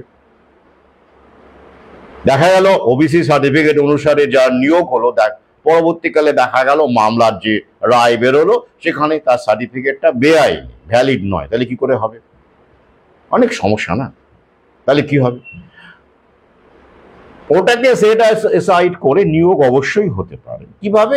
ইন্টারিম নিয়োগ যদি করে ওরা, কিন্তু পরে ছাঁটাই করে দেবে। অর্থাৎ এরকম যেমন নিয়োগ হয়েছিল, ছাঁটাই করতে কতক্ষণ পরে, যে এই এখন যে পরীক্ষাটিকে আদালত গো অ্যাহেড করছে, পরবর্তীকালে দেখবেন যখন এই প্যানেল নিয়োগ হবে, ধরে নিলাম নিয়োগ হলেও কিন্তু শান্তি নেই, পরে আবার ছাঁটাই হয়। তার ব্যবস্থা ওরা করে রাখছে। সামনে ইলেকশন আছে না আগে, হ্যাঁ, পরীক্ষাটা তো হতে হবে। এত ছেলে মেয়ে আশায় দিন গুনছে, তাদেরকে ব্যস্ত রাখতে হবে। এদিকে প্যান্ডেমিক টিটি হয়ে গেছে, এদিকে ডেঙ্গু ভ্যাকসিন আসছে, মানুষকে সবসময় ব্যস্ত রাখতে হবে। সেটা রিল দিয়ে হোক, সিনেমা দিয়ে হোক, প্যানিকবাজি করে হোক, সেলিব্রিটি দিয়ে হোক, পরীক্ষার মূল্য ঝুলিয়ে হোক, ব্যস্ত রাখতে হবে যাতে মানুষ ভাবতে না পারে, সত্যিটা দেখতে না পায়। তো তার জন্য ব্যস্ত রাখা, প্লাস সামনে ইলেকশন আছে, গুডউইল এই যে মাননীয় এসএসসি নিচ্ছে, ভোট ব্যাংকের একটা প্রভাব আছে, প্রতিফলন করতে পারে। তার জন্য কিছু নিয়োগও হতে পারে। তারপর মাননীয় আসার পরে কি একেবারে নিয়োগ হয়নি? হয়েছে তো। যে নিয়োগগুলো হয়েছে সেগুলো কি হচ্ছে দেখতে পাচ্ছেন না? টেট পরীক্ষাও তো হয়েছে, 2022-এর টেট নিয়োগ হয়েছে, 2023-এর টেট রেজাল্ট বেরিয়েছে। তাহলে অনেকে ভাবছেন যে পরীক্ষা হবে মানেই নিয়োগ হবে। তাদের মতামত মন্তব্য দেখে মনে হচ্ছে যে পরীক্ষা মানেই নিয়োগ। কটা উদাহরণ চাই বলুন তো? পরীক্ষা হয়েছে, নিয়োগ হয়নি, রেজাল্টই বেরোয়নি, কত চাই? তাই পরীক্ষা হওয়া মানেই নিয়োগ হওয়া নয়। বহু আগেই বলেছে, পরীক্ষাটা ওরা ওদের ট্যাকটিক্যাল কারণে নিচ্ছে। তাহলে গেল ওবিসি, ওটাকে আপাতত সেট অ্যাসাইড করে যদি আদালত থেকে ওরা নিয়েও আসে, তার পরবর্তীকালে যখন মামলা হবে তখন আদালত সাদরে সেই মামলা গ্রহণ করে প্যানেল বাতিল করে দেবে। দুর্নীতি প্রমাণ কিছুই হলো না, তাও বাতিল করে দিল। আর এই নোটিফিকেশনের এগেনস্টে যে মানে পদ যে নিয়োগ হবে যদি হয়, মানে কথায় কথায় বলছি, হলেও বুঝবেন ওটাকে পরবর্তীকালে পুরো সাফ করে দেবে। এই ইলেকশন ব্যাপার, ভোট ভাবমূর্তির জন্য কিছু করবে, আমরা কি করব বলুন? এটা আদালত বলছে, আদালতের নির্দেশ তো আমরা মানতে বাধ্য, তাই তো? এটা তো খেলা। আদালত চাইছে না, লাল দালাল চাইছে না, সব তো এক আসলে, আমরা সেটা জানি। তাই আমরা কি করতে পারি? আমি চেষ্টা তো করেছিলাম এসএসসি দিয়ে আপনাদের নিয়োগ করার চেষ্টা তো করেছিলাম। আমি বাংলা ভালোবাসি, আমি বাঙালি ভালোবাসি, মার্জনা করবেন। ভিন রাজ্যে বাঙালিদের উপর অত্যাচার হলে আমার অন্তরাত্মা কেঁদে ওঠে। আমি তো এই কারণেই আপনাদের নিয়োগ করতে চেয়েছিলাম, বাংলা মিডিয়াম স্কুলে আবার প্রাণ বায়ু প্রবেশ করবে। আহা বাংলা, আমি বাংলায় গান গাই, কিন্তু কি করব, ওরাই তো চাইছে না। ব্যাস, হয়ে গেল, মিটে গেল। খুব সুন্দর খেলা।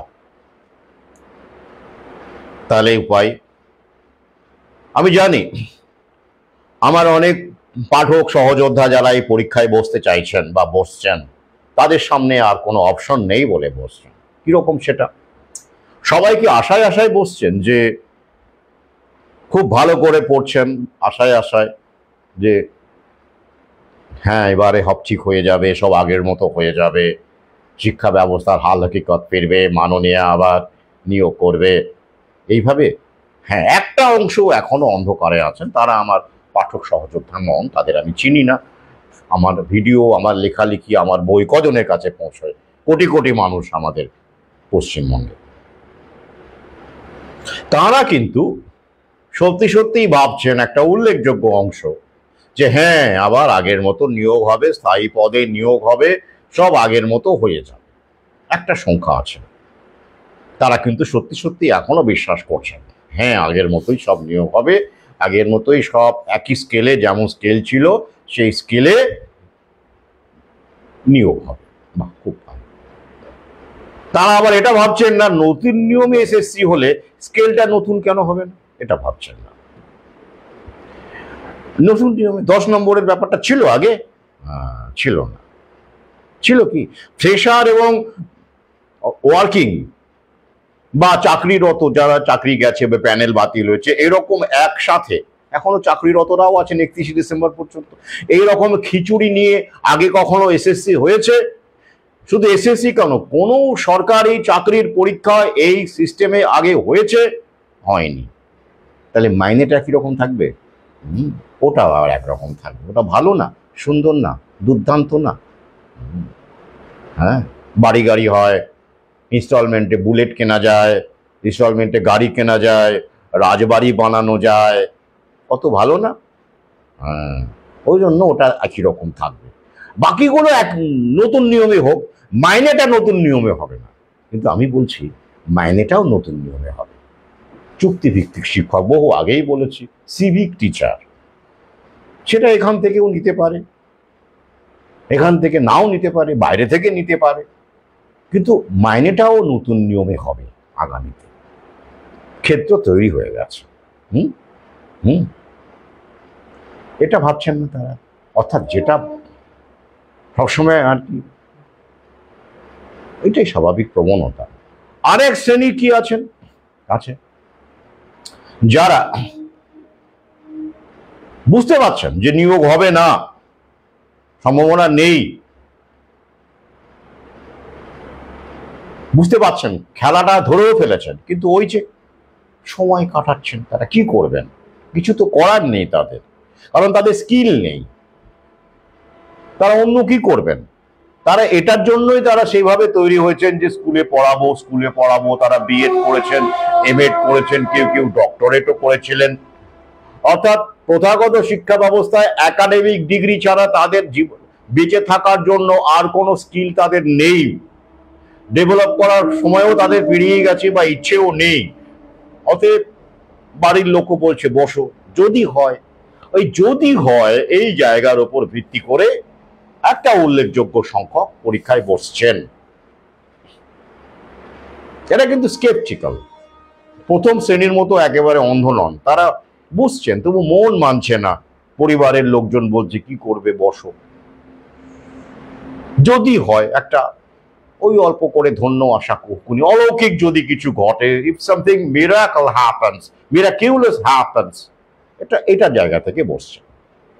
এইটাই মূলত দুই শ্রেণী। আর এক শ্রেণী আছেন অবশ্যই তারা বসবেনই না পরীক্ষায়, হয়তো অন্য কোনো কাজকর্ম করছেন। জানেন তো পরীক্ষায় যারা ফর্ম ফিল আপ করে সবাই পরীক্ষায় বসে এমন নয়, এমন একটা শ্রেণী আছে, তাদের সংখ্যা কম কিন্তু আছে। এই হলো মোদ্দা ছবিটা। তাহলে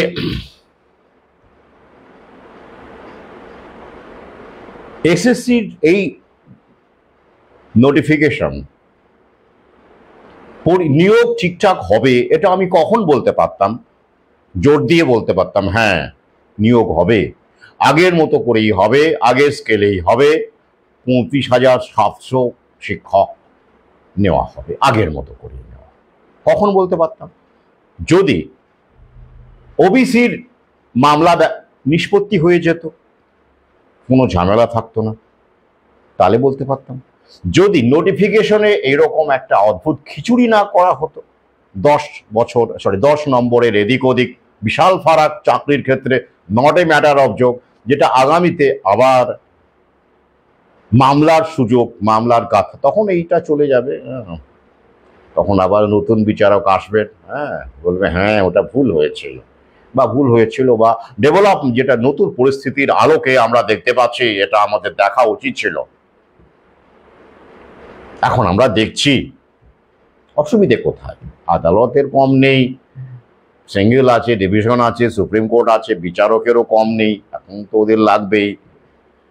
তাহলে অর্থাৎ এই খিচুড়ি যে নোটিফিকেশন, যার বিরুদ্ধে ফ্রেশাররা ইতিমধ্যেই রীতিমতো ভাবে ক্ষেপে আছেন, একটা বিভেদ তৈরি করে দেওয়া হয়েছে। এটা কেন করা হলো? ডিভাইড অ্যান্ড রুল করে করা হলো, যাতে করে ক্ষোভ জন্মায়। যেমন করে এই যে সরকারি কর্মচারীদেরকে দিয়ে, পুলিশকে দিয়ে হকার উচ্ছেদ, করোনা বিধি, লকডাউন বিধি করা হলো, অনেকে জীবিকা গেল। ঘৃণা তৈরি হয়নি এই সরকারি কর্মচারীদের প্রতি সেই সময়, যারা এইভাবে তাদেরকে লকডাউন মানতে বাধ্য করেছে, দোকান ভেঙে দিয়েছে পুলিশ, তাদের প্রতি কি সাধারণ এই খেটে খাওয়া মজদুর শ্রেণীর মানুষ, রিক্সাওয়ালা, সবজি বিক্রেতার ঘৃণা তৈরি হয়নি? তো তাদের যখন চাকরি বাকরি চলে যাবে, টানাটানি হবে, তারা কি করবে? পাশে থাকবে? কেউ থাকবে না। এখনো দেখতে পাচ্ছেন শিক্ষকদের এই সমস্যায় জনতা পাশে নেই নেই নেই। এটাই তো সিস্টেম, আমরা তার মধ্যে ঢুকে পড়েছি।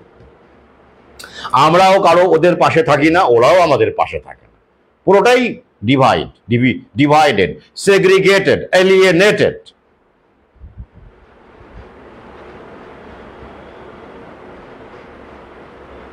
তাহলে ঘৃণা তৈরি হচ্ছে এই নোটিফিকেশন, যে আমরা 10 নম্বর পাচ্ছি না, কোনোভাবেই পাবো না আমরা, যত বড়ই আমাদের, যত বেশি আমাদের মেরিট হোক, যত বেশি আমাদের মেধা হোক, যোগ্যতা হোক, আমরা পিছিয়েই থাকবো 10 নম্বর। ক্ষোভ তৈরি হয়ে গেল, সেটাকে ওরা কাজে লাগাবে না। এবার ধরুন আমি কথায় কথায় বলছি, নিয়োগ শুরু হয়ে গেল, নিয়োগ জানিয়ে দিল, রেজাল্ট বেরোলো। কি বেরোলো? দেখা গেল 35,700 এগেনস্টে যে 56-57,000কে ডাকা হলো। কথায় কথায় বলছি, ডাকা হলো, ওই অবধি গেল। পরীক্ষা হলো, রেজাল্ট বেরোলো, ওই অবধি গেল, ডাকা হলো। নিয়োগ দরকার নেই, ডাকা হলো। এই যে এতজনকে ডাকা হলো ইন্টারভিউয়ের জন্য, এইবার ফ্রেশাররা মিলিয়ে দেখবে, ওরে বাপ রে বাপ, 57,000-56,000-এর মধ্যে ফ্রেশার মাত্র 3,000, 2,000। মিডিয়ায় জানাবে, চিন্তা নেই, মিডিয়ায় জানিয়ে দেবে, মিডিয়ায় জন্যই তো আছে, মিডিয়ায় জানিয়ে দেবে, সবাই জেনে যাবে। এইবার ফ্রেশাররা খেপে গিয়ে নেতা তৈরি হয়ে যাবে। হ্যাঁ, ওদেরই আছে তো সংগঠন তৈরি, অলরেডি তৈরি আছে তো সংগঠন, যারা ভ্যাকসিন নিয়ে কিছু বলে না, হকার উচ্ছেদ নিয়ে কিছু বলে না, ডেঙ্গু নিয়ে যেসব আরম্ভ হয়েছে সেগুলো নিয়ে কিছু বলে না, কিচ্ছু বলবে না, কিন্তু ওইটা নিয়ে বলবো যে নেতা আছে, রেডি করা আছে। এবার তারাই যাবে, গিয়ে বলবে মানছি না, মানবো না, মানছি না, মানবো না, আবার নতুন করে এসএসসি চাই।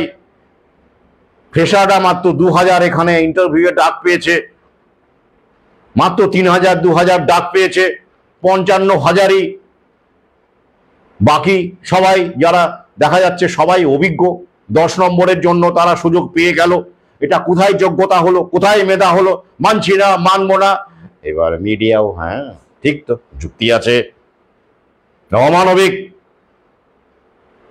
এই নিয়োগ তো হওয়া উচিত নয়। এবার ওরাও গিয়ে এসএসসি অফিস ভাঙচুর করবে না, সেটা নয়, ঘেরাও টেরাও করবে। নিজেরই লোক তো, ভাঙচুর করলে তো আবার নিজেরই লোকজন মার খাবে, সেটা হয় না, দেখবেন ঘেরাও হয়, অনুসরণ হয়, ব্যাস এইসব হবে। তারপর কি হবে, তাই তো আদালত নড়ে বসবে, সুও মোটো করে দেবে। সুও মোটো দরকার নেই, কেস তো করাই আছে। সত্যি তো এইরকম অবস্থা হলে তো তাহলে এসএসসির মানে কি থাকলো?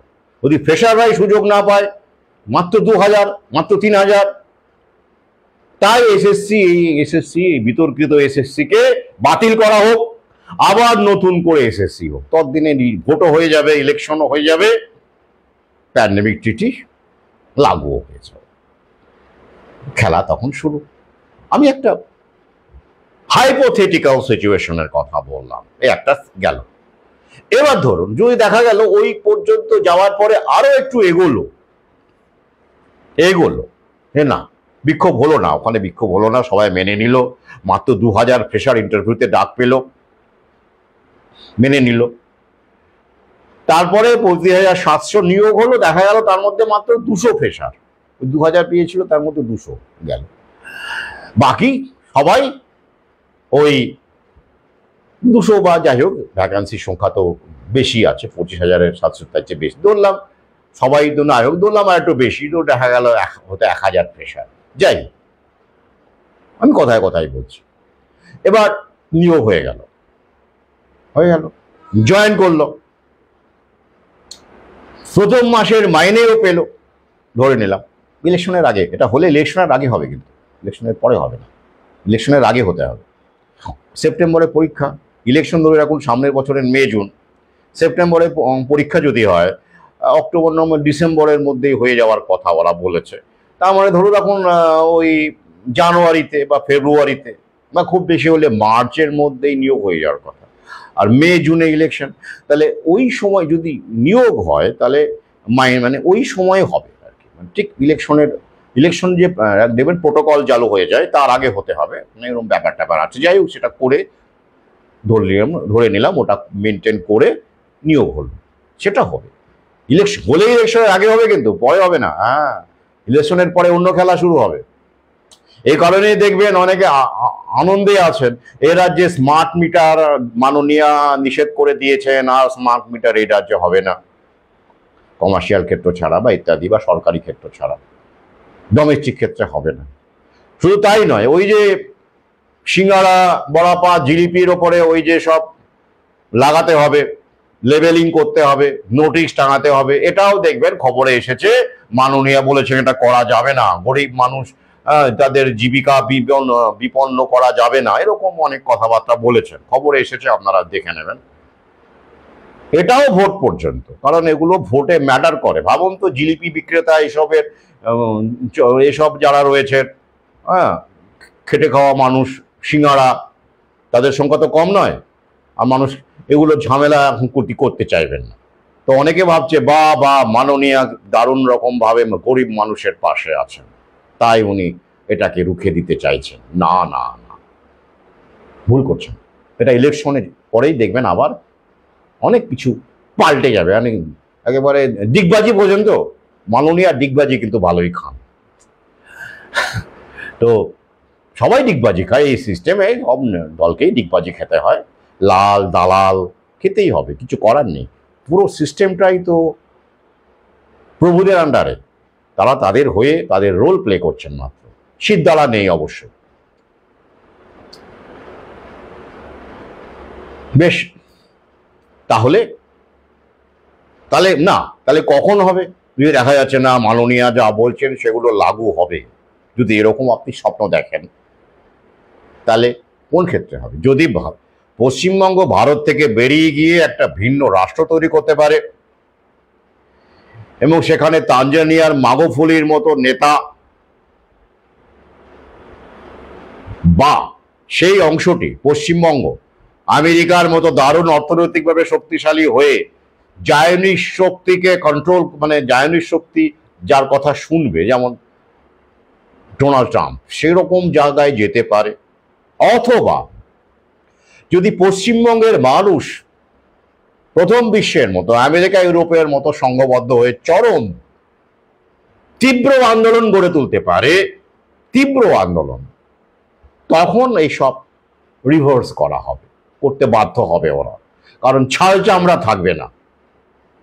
সেই রকম সিচুয়েশন হলে এগুলো লাগু হবে না, কিন্তু সেই সম্ভাবনা আছে? নেই। তাই এগুলো হচ্ছে আই ওয়াশ, কন্ট্রোলড অপোজিশন, দেখানো, আমরা দেখাচ্ছি যে আমরা আলাদা, আমরা পশ্চিমবঙ্গ হচ্ছে জয় বাংলা, আমরা জয় শ্রীরাম নই। এই কারণেই তো মাননীয়াকে এই রাজ্যে রাখা হয়েছে।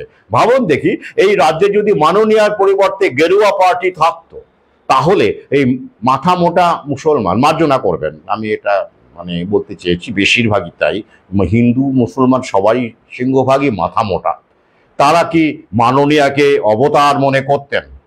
অবতার বলবো না, ইসলাম ধর্মে অবতারের কনসেপ্ট নেই, মানে ওই আর কি পরিত্রাতা মনে করতেন? সবাই নন। খোঁজ নিয়ে দেখুন, মুসলমান সম্প্রদায়ের একটা বড় অংশ মাননীয়াকে পরিত্রাতাই মনে করেন। কেন? সেই ভাবমূর্তি তৈরি করা হয়েছে, ইমেজ বিল্ডিং সুচিন্তিতভাবে তৈরি করা হয়েছে, মাথায় হিজাব পরে। কেন? যাতে মুসলমানরাও ভ্যাকসিনটা নেয়। খোঁজ নিয়ে দেখবেন, মাননীয়ার প্রভাবে মুসলমানদের মধ্যে চাইল্ডহুড ভ্যাকসিন কতটা বেড়ে গেছে, যেটা আগে ছিল না। তারা পোলিও নিতে চাইতো না। 15-20 বছর আগে হিসেব করে দেখে নেন, আমার কাছে যথেষ্ট আমার ব্যক্তিগত অভিজ্ঞতা আছে, গ্রামে গঞ্জে করার অভিজ্ঞতা আছে। কিন্তু মাননীয়ার এই আচরণে ইমাম ভাতা দিয়ে, ইমাম ভাতা একটা উদাহরণ মাত্র, আরো অনেক রকম সুযোগ সুবিধে অন্তত বাইরে থেকে দেখা আর কি, দেখানো যেটা, তো তার ফলে কিন্তু মুসলমান সম্প্রদায়ের একটা বড় অংশ এই চাঁদ দেখতে, মানে চাঁদ দেখার নাম করে ফাঁদে পড়ে গেছে। তাই মাননীয়কে গিয়ে কিন্তু অনেক কাজ ওরা করে নিয়েছে, যেটা জায়নিস শক্তি অন্য কোনো দলকে দিয়ে করাতে পারতো না। ভাবুন দেখি, এই রাজ্যে বিজেপি ক্ষমতায়,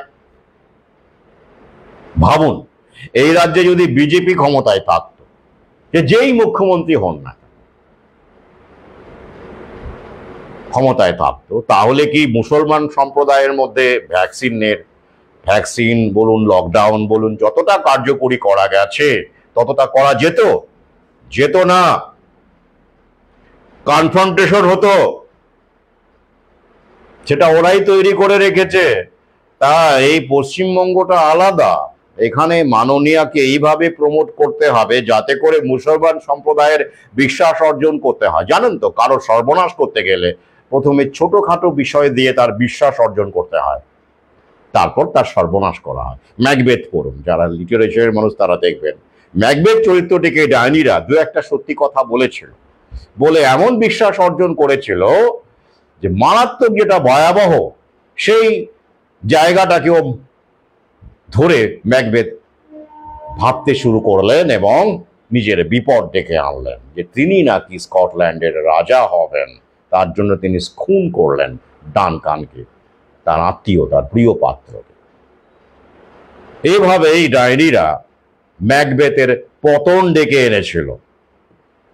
ছোট কিছু বলে বিশ্বাস অর্জন করো, তারপরে বড় ক্ষেত্রে সর্বনাশ করো। তাই তো, ব্যাপারটা তাই, এটা আমি বহু আগেই বলেছি। তাই ছোট ছোট কনসেশন, ছোট ছোট বিভিন্ন রকম ভাবে আইওয়াশ করে দিয়ে পশ্চিমবঙ্গের ইসলামিক পপুলেশন যেটা, তাদেরকে তথাকথিতভাবে শিক্ষিত করতে হবে না। তাই দেখবেন শিক্ষা, ওদের শিক্ষা যাদের মধ্যে যত বেশি ছড়িয়েছে, তারা তত বেশি বাধ্য হয় এবং তারা তত বেশি বদ্ধ হয় এবং তারা তত বেশি ভয় পায়, ভীতু হয়, তত বেশি ভ্যাকসিন নেয়, তত বেশি প্রতিবাদহীন হয়। তাই শিক্ষা বিস্তার, ভ্যাকসিন বিস্তার, এগুলো রিলেটেড। তাই মাননীয়াকে তো না রাখলে এই কাজগুলো হতো? প্রশ্ন করুন দেখি। তাই মাননীয়া এখানে আছেন, এটা দুর্ঘটনা নয়, এটা পরিকল্পিত ঘটনা। আগে থেকেই সূত্রপাত, বহু আগে থেকেই, বাম আমলের আগে থেকে তৈরি করা আছে যে বামেদের দিয়ে কি কাজ করানো যাবে, হবে, বামেদের কখন ছুঁড়ে ফেলতে হবে, তারপরে মাননীয়াকে দিয়ে কি কি কাজ কতটা পর্যন্ত করা যাবে, তারপর কাকে লাগবে, সমস্ত ছক আছে। যারা বুদ্ধিমান মুসলমান, যারা কোরআনটা বোঝেন, পড়েন, নবীর রাসূলের পর্যবেক্ষণগুলো ভাবেন, তারা কিন্তু এগুলো ধরতে পারবেন, বাকিরা পারবেন না। তারা তথাকথিত প্রথাগত শিক্ষার পাঁকে পড়ে গেছেন।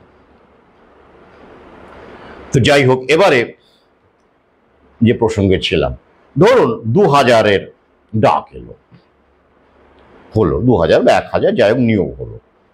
ফ্রেশারদের মধ্যে বাকি সব অভিজ্ঞ, মানে যারা 10 নম্বর পেয়েছেন, হিসেব মতো তাই হওয়ার কথা, কারণ যা প্যাটার্ন, 10 নম্বর মেকআপ করবেন কিভাবে আপনি?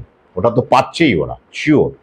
কেউ অত্যন্ত খারাপ কিছু করলো, তাহলে তারা বাদ যাবে। দেখা গেল 60-এর মধ্যে দেখা গেল 30 পেলো, 20 পেলো, এরকম একটা খুব ভয়ঙ্কর খারাপ অবস্থা, বা কোয়ালিফাই করলো না, তাহলে সেটা আলাদা কথা। এটা ধরে নিয়েই বলছি।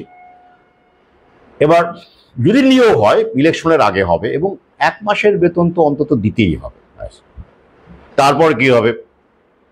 ইলেকশনটা যে মিটে যাবে, তখন আবার খেলা শুরু হবে। তখন এই যে প্রেশার, যারা চাকরি পেল না এই নিয়মের ফলে, তাদেরকে তখন উস্কে দেওয়া হবে, হয় আগে উস্কে দেওয়া হবে। উস্কে দেওয়া কেন বলছি? ক্ষোভ থাকলেই উস্কে যায় না বর্তমানে। ফান্ডিং করতে হয়, আন্দোলনে ফান্ডিং লাগে, নেতৃত্ব লাগে, একটা ব্যানার লাগে, সেগুলো ওরা ঠিক করে দেয়। এটাই বাস্তব। এটা স্পার্টাকাসের যুগ নয়, এটা জায়নিস্ট যুগ। এখানে স্বতঃস্ফূর্তভাবে এখন কিছু ঘটে না, ম্যাক্রো লেভেলে ঘটানো হয়। Things don't happen, they are made to happen.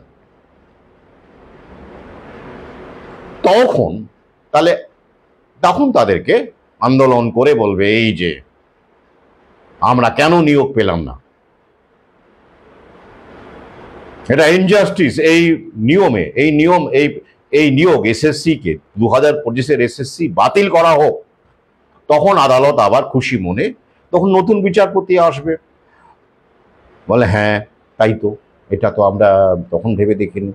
নতুন পরিস্থিতির আলোকে, in the new light off the changing circumstances, in the light off the changing circumstances, আমরা এইটাকে ভাবছি।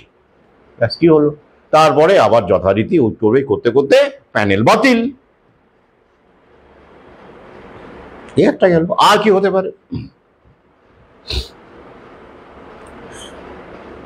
হলো, সবই হলো, পরীক্ষা হলো।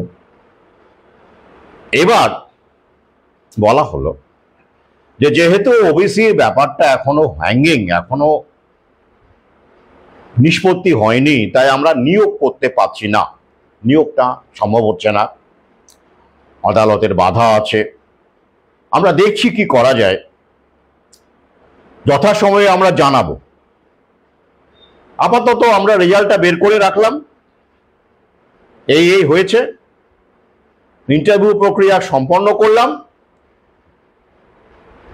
রেজাল্ট বের করলাম, অথবা রেজাল্ট নাও বের করলাম, ইন্টারভিউটা অবধি নিয়ে নিলাম, দুটোই হতে পারে। আর যেহেতু ওবিসির ব্যাপারটা হ্যাঙ্গিং আছে, তাই আমরা এখন রেজাল্ট বের করতে পারলাম না, অথবা রেজাল্ট বের করলাম প্রফেশনালি, কারণ এখনো এসএসসির ব্যাপার, ওবিসির ব্যাপারটা নিষ্পত্তি হয়নি, তাই পুরোটা আমাদের সামনে আসেনি, তাই আমরা একটা অ্যাডহক টাইপের রেজাল্ট বের করলাম, চূড়ান্ত নয়। এই দুটো একটা হতে পারে। তারপরে এই অনন্তকাল ধরে চলবে, করছি হবে, রেজাল্ট বেরোচ্ছে আর বেরোচ্ছে না, বাংলা ওদিকে হচ্ছে না, ঝুলে আছে, আবার নতুন নতুন মামলা হবে, এই হয়ে ঝুলে গেল। এই একটা সম্ভাবনা আছে, ঝুলেই গেল তো ঝুলেই গেল। কেন? ওই যে 2022-এর টেট রেজাল্ট তো বেরিয়েছে, নিয়োগ হলো হয়নি। আর 2023-এর টেটের তো আমি যতদূর জানি রেজাল্টই বেরোয়নি, তো কি হলো? এখন যাহা টেট তাহাই এসএসসি, নিউ ওয়ার্ল্ড অর্ডার, তাহলে ঝুলিয়ে রাখা গেল। হ্যাঁ, তারপরে ইতিমধ্যে ইলেকশনটাও হয়ে গেল, আর তারপরে তো যা হবে, তখন তো আর আন্দোলন লড়াই টড়াই ভুলে যান। মদতই দেওয়া হবে না তখন। এখন মদত দেওয়া হচ্ছে, তাই হচ্ছে। তারপরে যদি ওরা 144 ধারা জারি করে দেয়, পুলিশ নামিয়ে দেয়, কি করবেন? এসএসসি অফিসে অনশন করতে পারবেন? পারবেন না। কি করবেন? বহু কিছু দেখার আছে। আর কি হতে পারে? সম্ভাবনা এখনো সেটা নেই। কি নতুন নিয়মে আমরা এসএসসি করেছি, এটা তো আগেকার এসএসসির মতো নয়। তাই আমরা যেহেতু এত এত ঝামেলা আছে, এত এত বাধা আছে, ওবিসি রিজার্ভেশনের কেস ঝুলছে, সরকারের সমর্থন নেই, দিয়ে দিতে পারছি না আমরা। সত্যি তো, দেখা তো ডিএর কেস আপনারা তো জানেন। তাহলে আপাতত আমরা যেটা ঠিক করেছি, এসএসসি যেহেতু নতুন নিয়মে হয়েছে, তাই বেতনটাকেও আমরা আগেকার স্কেলে না রেখে অ্যাডহক ভিত্তিতে আমরা একটা সিস্টেম করছি, যে একটা ন্যূনতম বেতন মানবিকতার জায়গা থেকে 10,000 হোক বা 15,000, ওই ভাতা টাইপের আর কি, আমরা দেব বলে ঠিক করেছি। আদালত অনুমতি দিলেই আমরা এই ব্যাপারে অগ্রসর হতে পারি। তাই এসএসসি যেহেতু নতুন নিয়মে হলো, বেতনটাও নতুন নিয়মে হলে সমস্যা কোথায়? তাই তো? হ্যাঁ, এরকমও একটা সম্ভাবনা আছে। অর্থাৎ অফিসিয়ালি শিক্ষকদের ক্ষেত্রে যেটা স্কেল, যেটা সবসময় এসএসসির মাধ্যমে যত নিয়োগ হয়েছে, সেখানে স্কেল হিসেবেই নিয়োগ হয়েছে। তো এই প্রথম এটা কিছু ঘটতে পারে, সম্ভাবনা আছে। আমি অনেকগুলো সম্ভাবনার কথা বললাম, যে দেখা গেল যেহেতু নতুন নিয়মে এসএসসি, এবার একটা নিউ ওয়ার্ল্ড অর্ডার, তখন কি হলো, 35,700 নিয়োগ হলো, কিন্তু আগেকার স্কেলে হলো না। নিউ এসএসসি নিউ স্কেলে হলো, সব দিকই বজায় রইল। ক্যান্ডিডেটরাও ভাববে, ওরে বাপরে যা অবস্থা, 10,000 টাকাও অনেক, মরেই তো যাচ্ছিলাম। আর তাদের কোনো স্কিল নেই, আর তারা অন্য কিছু করে খাবেন সে স্কোপও নেই, রাস্তাও নেই, অনেকের কাছে সেই পুঁজিও নেই, মানসিকতাও নেই, বয়সও নেই। এই একটা অবস্থা। তখন তারা 10-15 পেলেই বলবে হ্যাঁ নতুন এসএসসি নতুন নিয়ম, ঠিক আছে। শিবদারাই তো নেই আমাদের। এই একটা সম্ভাবনার কথা বললাম। যাই হোক, পরিশেষে বলবো, যারা পরীক্ষা দিচ্ছেন দিন, অলৌকিকের আশা করে দিচ্ছেন, আশা নিয়ে দিচ্ছেন দিন, বা যারা অন্ধের মতো মনে করছেন যে না আগের মতো নিয়োগ হবে, তারাও দেন। তারা অবশ্য আমার প্রোফাইলে মনে হয় না আছেন, বা থাকলেও শোনেন না, নইলে এই বিশ্বাস তাদের থাকতো না। সবাইকে আমি এটা বলবো যে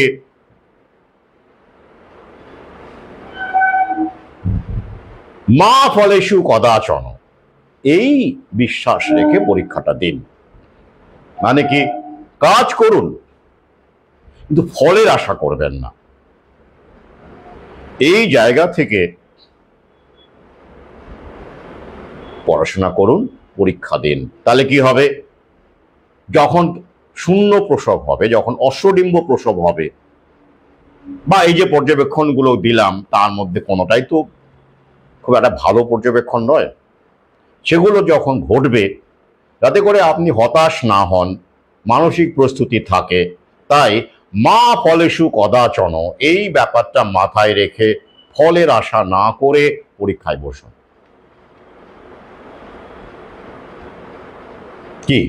কি মনে হচ্ছে? অসম্ভব? এভাবে পরীক্ষায় বসা যায় না? যায়। কম লোকই পারেন। ফলের আশা না করেও কিন্তু অনেক কঠিন কঠোর লড়াই করা যায়। পরীক্ষা তো সামান্য ব্যাপার। এটা ঠিক যে সাধারণ মানুষের পক্ষে বা বেশিরভাগ মানুষের পক্ষে এটা করা কিন্তু খুব কঠিন, কিন্তু অসম্ভব নয়। উদাহরণ চান? আমি বাইরের মহামানব, মহামুনি, মহাপুরুষদের উদাহরণ দেব না, সাধারণ মানুষের উদাহরণও দেব। আপনাদের সামনে যে বসে রয়েছে এই মুহূর্তে, যে ভিডিও করছে, সেই লোকটি। কি বিশ্বাস হচ্ছেন? আগে হ্যাঁ, আমি তাই। আমি যখন এই করোনা প্যান্ডেমিক তথা এই ভ্যাকসিন, শুধুমাত্র করোনা ভ্যাকসিন নয়, সামগ্রিকভাবে এই টোটাল সিস্টেম নিউ ওয়ার্ল্ড অর্ডারের বিরুদ্ধে লেখালেখি শুরু করেছিলাম, আমার মধ্যে কোনো রকম ফলের আশা ছিল না। আমি জানি আমি শূন্য, কিচ্ছু হবে না। আমি যে পথে পা বাড়িয়েছি আমার সেইখান থেকে কোনো প্রত্যাশাই ছিল না। বুকে হাত রেখে বলতে পারি কোনো প্রত্যাশা ছিল না। তখন যা পরিস্থিতি ছিল প্রত্যাশার কোনো জায়গাই নেই, তাই প্রত্যাশাহীন লড়াইয়ে আমি সামিল হয়েছিলাম। মা ফলেষু কদাচন।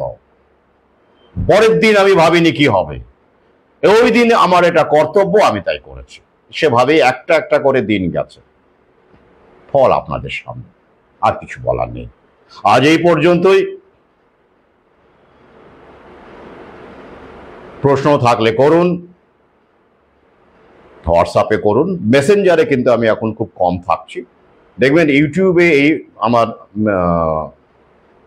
ডিপিতে প্রোফাইলে একটি হোয়াটসঅ্যাপ নাম্বার দেওয়া আছে, সেখানে যোগাযোগ করতে পারেন কোনো বিষয়ে তথ্য চাইলে, আমার বইপত্রে আগ্রহী হলে, বা কোনো প্রচারের ক্ষেত্রে কোনো প্রশ্ন জাগলে বা সমস্যা হলে, বা কেউ আপনাকে জবরদস্তি ভ্যাকসিন দিচ্ছে ইচ্ছের বিরুদ্ধে সেই ক্ষেত্রে, বা ইত্যাদি এইসব ক্ষেত্রে আমাকে প্রশ্ন করতেই পারেন। আর আরও হোয়াটসঅ্যাপ নাম্বার আপনারা জানেন, আরও একটি হোয়াটসঅ্যাপ নাম্বার, সেটা অনেকেই জানেন, তবে ওটা নথিবদ্ধ হিসেবে ওটাই অফিসিয়ালি দেওয়া রয়েছে। আবার বলছি, হাতে খুব সময় নেই, সচেতনতা ছড়ান। আর যারা সরকারি চাকরির জন্য এখনো স্বপ্ন দেখছেন তারা বিকল্প পেশা বা জীবিকা বা স্কিলের কথা ভাবুন, নইলে পরে কিন্তু খুব দেরি হয়ে যাবে। আজ এই পর্যন্তই, সঙ্গে থাকুন।